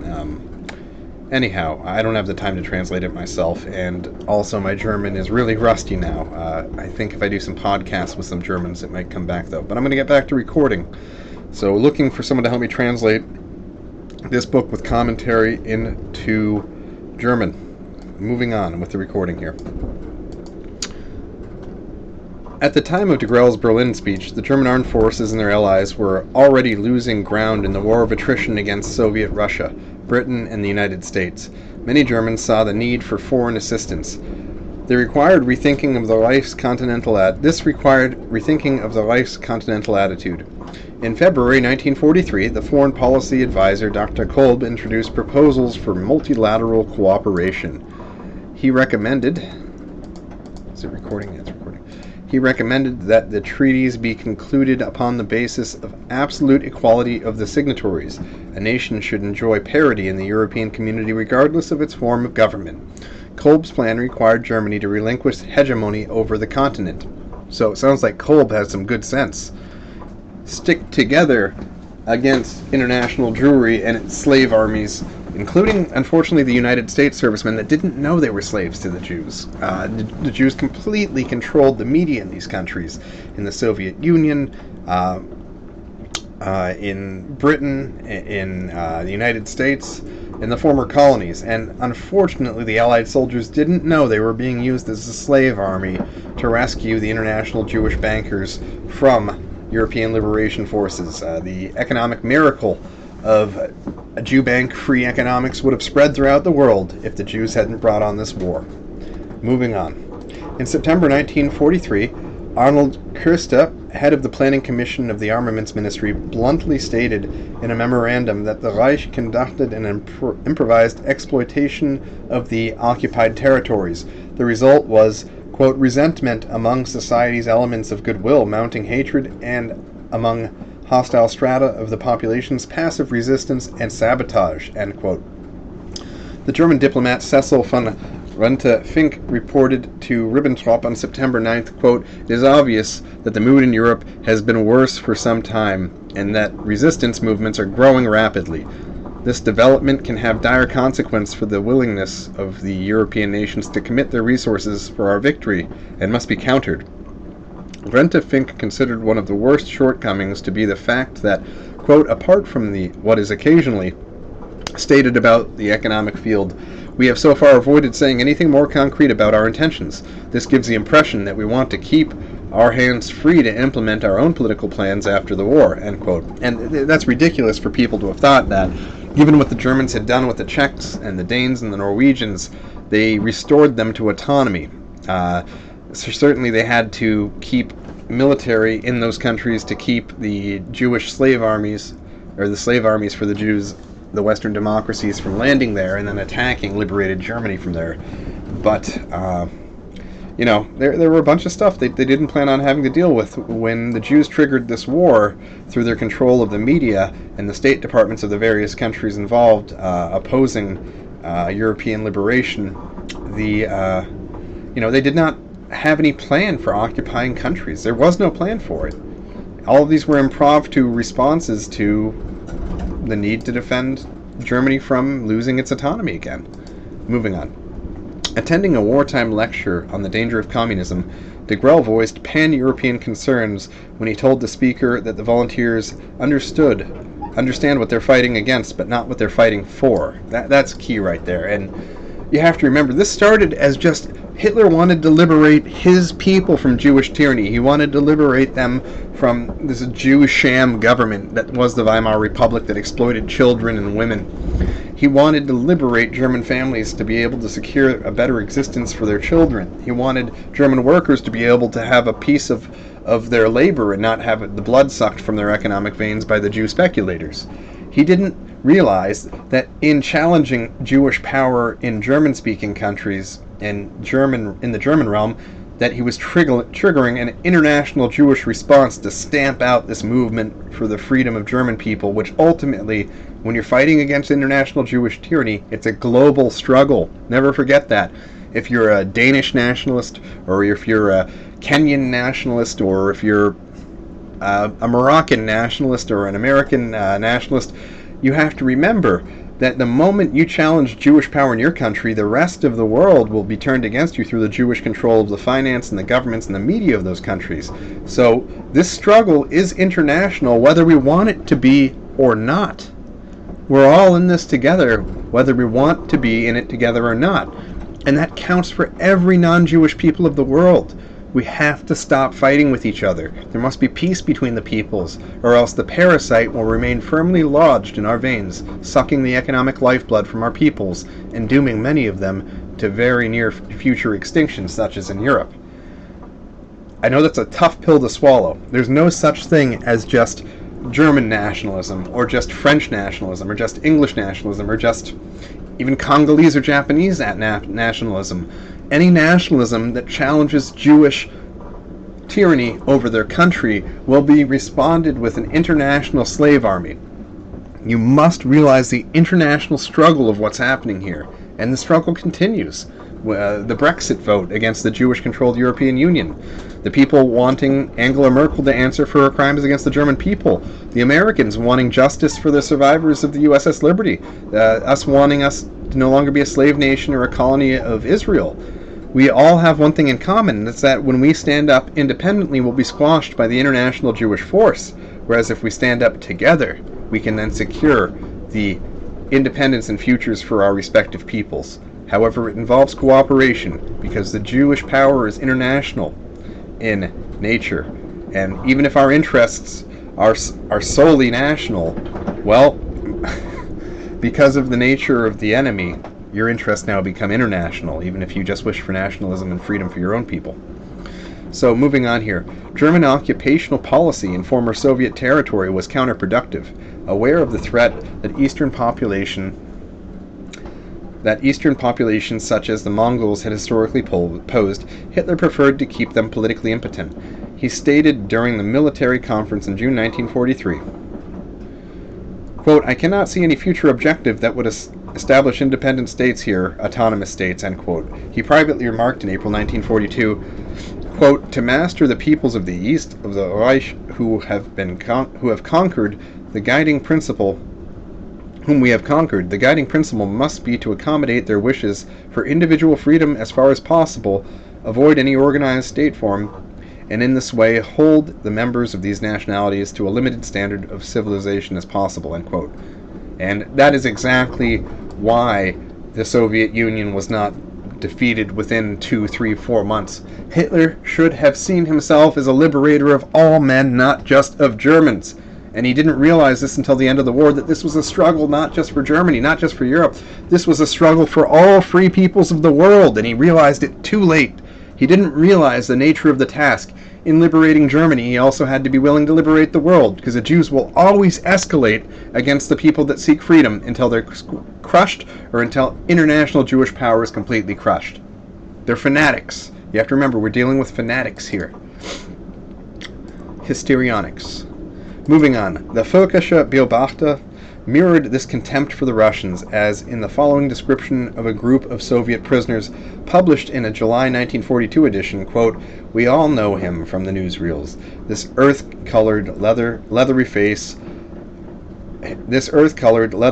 with apathetic, furtive animal gaze, and the wearied mechanical motions, the gray, monotonous, nameless mass, this herd in the truest sense of the world, end quote. And this language wasn't productive. If they wanted allies against international Jewish tyranny, which was seeking to destroy Germany, they had to accept friendship from all peoples that wanted to be free. And that is, in essence, every different nation of the world wants freedom from international tyranny, whether they know they're fighting against international Jewish tyranny or not. You have to treat all peoples with respect and respect their right to determine the future of their people. And I wish that Hitler had understood the nature of the beast he was tackling. He was just trying to throw them out of Germany. He didn't realize that they would come at him from every angle in the world, and that they wouldn't leave Germany alone to itself. There's no wir selbst allein, or we ourselves alone, so long as the Jews control all of the countries outside of your borders. It was an international struggle. He should have realized it sooner. In July 1941, out of 12,000 members of the Soviet 229th Rifle Division, 8,000 jumped ship. In September, 11,000 men belonging to the 255th, 270th, and 275th Rifle Divisions went over the hill as well. Desertions continued to plague the Red Army. Okay, so I'm going to restart that. Thousands of Russians deserted to the invaders, often giving the reason that Stalin had executed someone in their family. These are natural allies. The Jewish-controlled Soviet government was terrible to them and their families. They wanted to liberate their people from it. Hitler should have immediately given them a rifle and grenades and say, join the fight. In July 1941, out of 12,000 members of the Soviet 229th Rifle Division, 8,000 jumped ship. In September, 11,000 men belonging to the 255th, 270th, and 275th Rifle Divisions went over the hill as well. Desertions continued to plague the Red Army. In May 1942 alone, 10,962 Soviet soldiers crossed over to the Germans. Another 9,136 followed in June. Then 453 in July. The Germans counted 15,011 Red Army deserters in August. So here's a picture. It says, men of the Red Army who surrendered. Classified as deserters by Stalin, many saw no choice but to collaborate with the enemy. Over 1 million Russians entered German service during the war.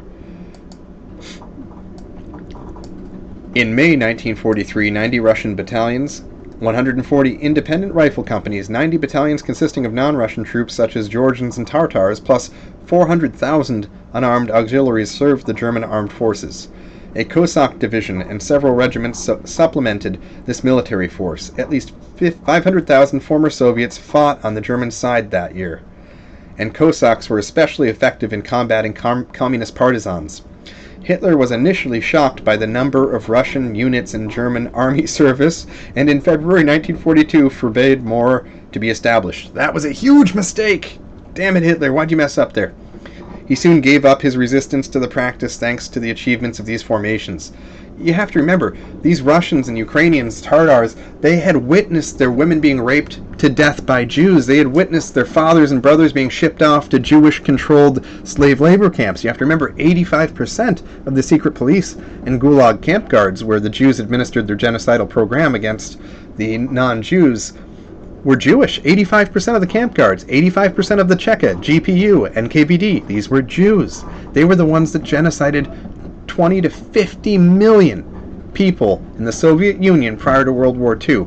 These Russians, these Ukrainians, these Lithuanians, these Latvians, these Estonians had witnessed terrible crimes against their people. And, they were eager to fight against Jewish Bolshevism. If Hitler had just embraced them with open arms sooner, the battle to liberate Russia from Jewish Bolshevism would have been over by the winter of 1941.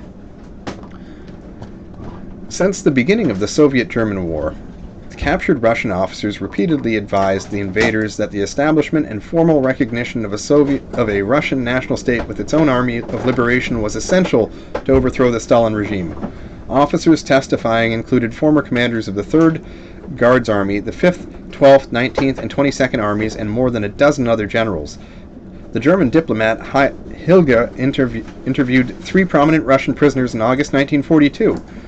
General Andrei Vlasov, Colonel Vladimir Soreski, and Regimental Commissar Yosef Kernes. Vasilov himself told Hilger, quote, Soviet government propaganda has managed to persuade every Russian that Germany wants to destroy Russia's existence as an independent state. The Russian people's resistance can only be broken if they are shown that Germany pursues no such objective, but is moreover willing to guarantee Russia and the Ukraine an independent existence. So that's, Hitler needed to realize this earlier. But Hitler didn't want to embark on a global war. He didn't want a world war. He had been in one. He hated war. Hitler even delayed war production until war was painfully obvious that it couldn't be avoided. There was almost no military production as a percentage of the German GDP until 1939. Hitler saw himself as a reformer, and he was. But the moment war started, he also became the commander-in-chief. And at that point, you have to remember that you have to be a good emissary to all of the peoples you liberate. And the first thing he should have done before his armies advanced was have flyers dropped on the Russians guaranteeing that they would no longer witness the atrocities of a tyrannical Jewish Bolshevik government anymore, that they would be free to go back to church, free to have their children go to good schools, free to be Russians again, free to be Ukrainians again. And unfortunately, Hitler woke up to this too late, even though he did treat the liberated peoples very well, compared especially to the way Germans were treated after the war. Italian Marshal Giovanni Messi observed, quote, Germany has not understood how to awaken the sympathy and willingness to cooperate among the populations of the occupied territories, end quote. Hitler's mistrust of Germany's treaty partners and of the Eastern peoples obstructed a rational European policy. Throughout most of the war, German propaganda vilified the governments of enemy countries while describing their civilian populations and military personnel as decent but duped by unscrupulous leaders. The Reichsmedia revisited this prudential practice with respect to the war in the East. When the Germans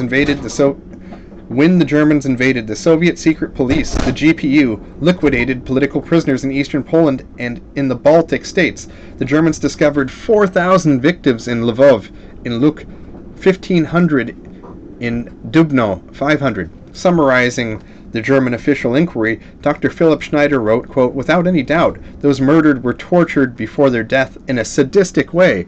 Torture chambers built especially for this purpose were used. So Hitler really should have said, hey, we've seen the atrocities the Jews have done to you here in Ukraine, Latvia, Estonia. Let's fight Jewish Bolshevism together. Let's fight globalism together. Let's restore the independence of your nation and the right of your nation to defend itself from foreign aggression again. Let's liberate you. He should have never stopped seeing himself as a liberator. Along the retreat routes, the GPU and Red Army strew mutilated bodies of German prisoners shot or tortured to death. The purpose was to provoke reprisals against surrendering Russians by the invaders, thereby deterring desertion. In Tarnopol jail, German troops found one of their missing bomber crews with eyes gouged out, tongues, ears, and noses cut off, and the skin on their hands and feet peeled away.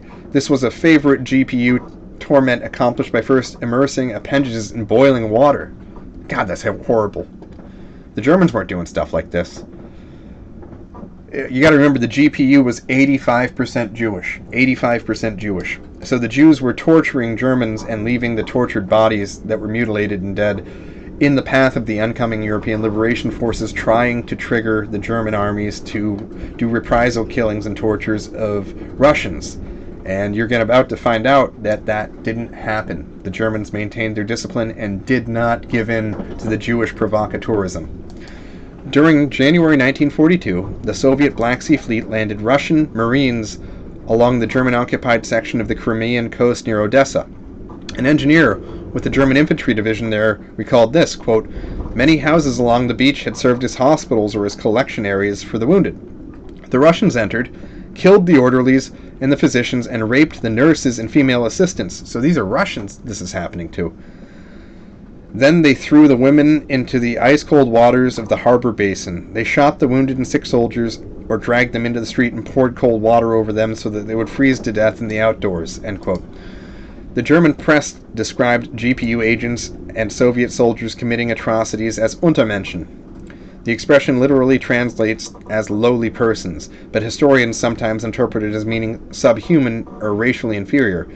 It in fact refers to the depravity of the individual mind and spirit, the triumph of corruption over the refined qualities of civilized man. Beyond the Soviet troops, Stalin's enforcers, and rank-and-file Russian communists, the word more or less became associated with the Eastern people in general.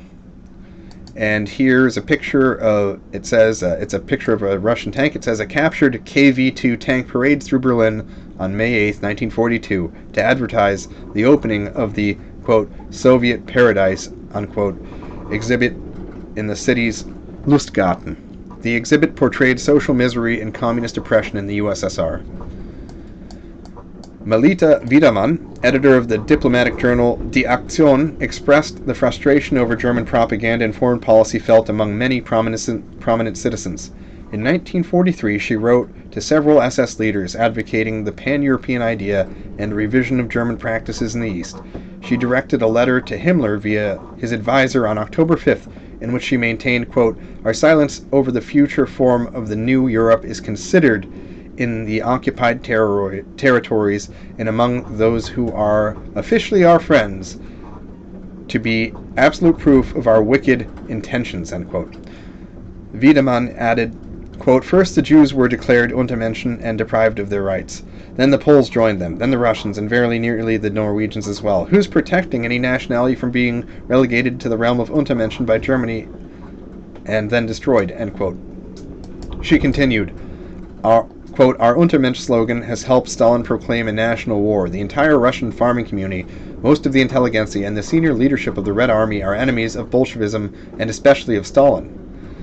Our policy confronts these people with a tragic dilemma. Either fight for Stalin or abandon their people, surely among the most talented of the white race, to the fate of a destitute, looted colonial territory, end quote. So this is where Hitler failed to see the value of propaganda. You win more friends with sugar than with vinegar. Anyhow, there's a picture here, it says, of a rundown house. It says, this ramshackle workers' dwelling from Minsk appeared in the Soviet Paradise exhibit. German engineers had dismantled the house, shipped it to Berlin, and reassembled it for display. According to the German press, the summer exhibit attracted 1 million visitors. The German army suffered a catastrophic defeat at the 6-month Battle of Stalingrad, which ended in February 1943. This forced many Germans to the conclusion that without active foreign help, the war would be lost, which required a fundamentally new approach to the Reich's administration in Europe. To implement such a revision, resisted by the highest state leadership, advocates needed a vehicle, a well-organized bloc. They found it in the Waffen-SS. And the next section is called the European Mission. And I'm going to continue on. We're about 80% of the way through the book. I'm going to continue on another day. I'll let you hear the end of the public service announcement here. Let me turn off my offline recording. I'm going to continue at a later time, probably tomorrow, with the reading of Hitler's Revolution. I'll leave you with the rest of the public service announcement. Ride home too.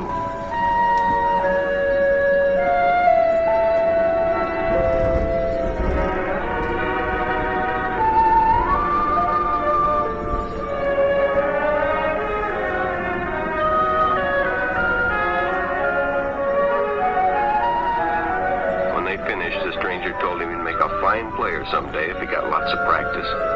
The companionship, the praise, the friendly attitude dispelled any misgivings Mike might have had about going with a stranger. He probably never realized until too late that he was riding in the shadow of death.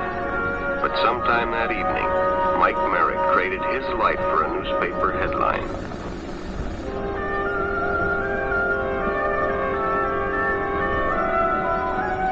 As Denny and Jerry got the papers ready for Jerry's afternoon delivery, they only casually noticed the two boys that raced by in the afternoon traffic. And they didn't pay much attention to the car that drew up shortly afterwards, until the man called them over.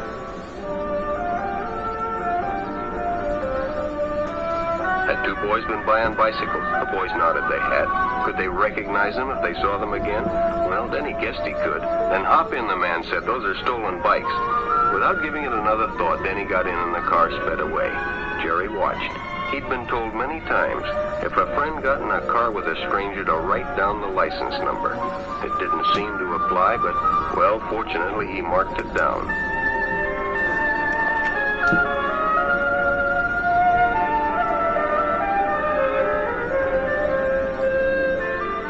When he delivered a paper to Denny's house, he asked his mother if they'd caught the boys that had stolen the bicycles.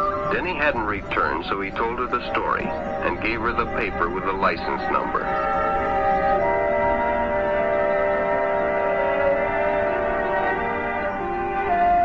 Being a careful parent, she decided to call the police. Jerry supplied the necessary information, and the stranger's car was quickly spotted. It was a good example of how important it is to always get the license number and description of any stranger who takes a young person off alone, no matter what they tell you.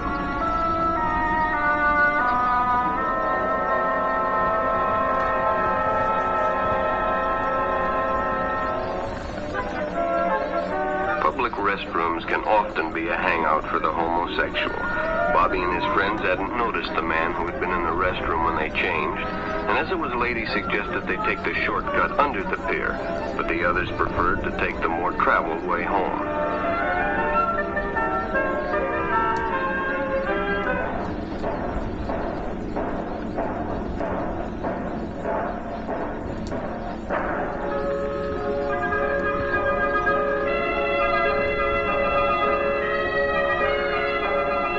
Bobby recognized the stranger as the man in the restroom. The shortcut under the pier didn't seem like a good idea at all.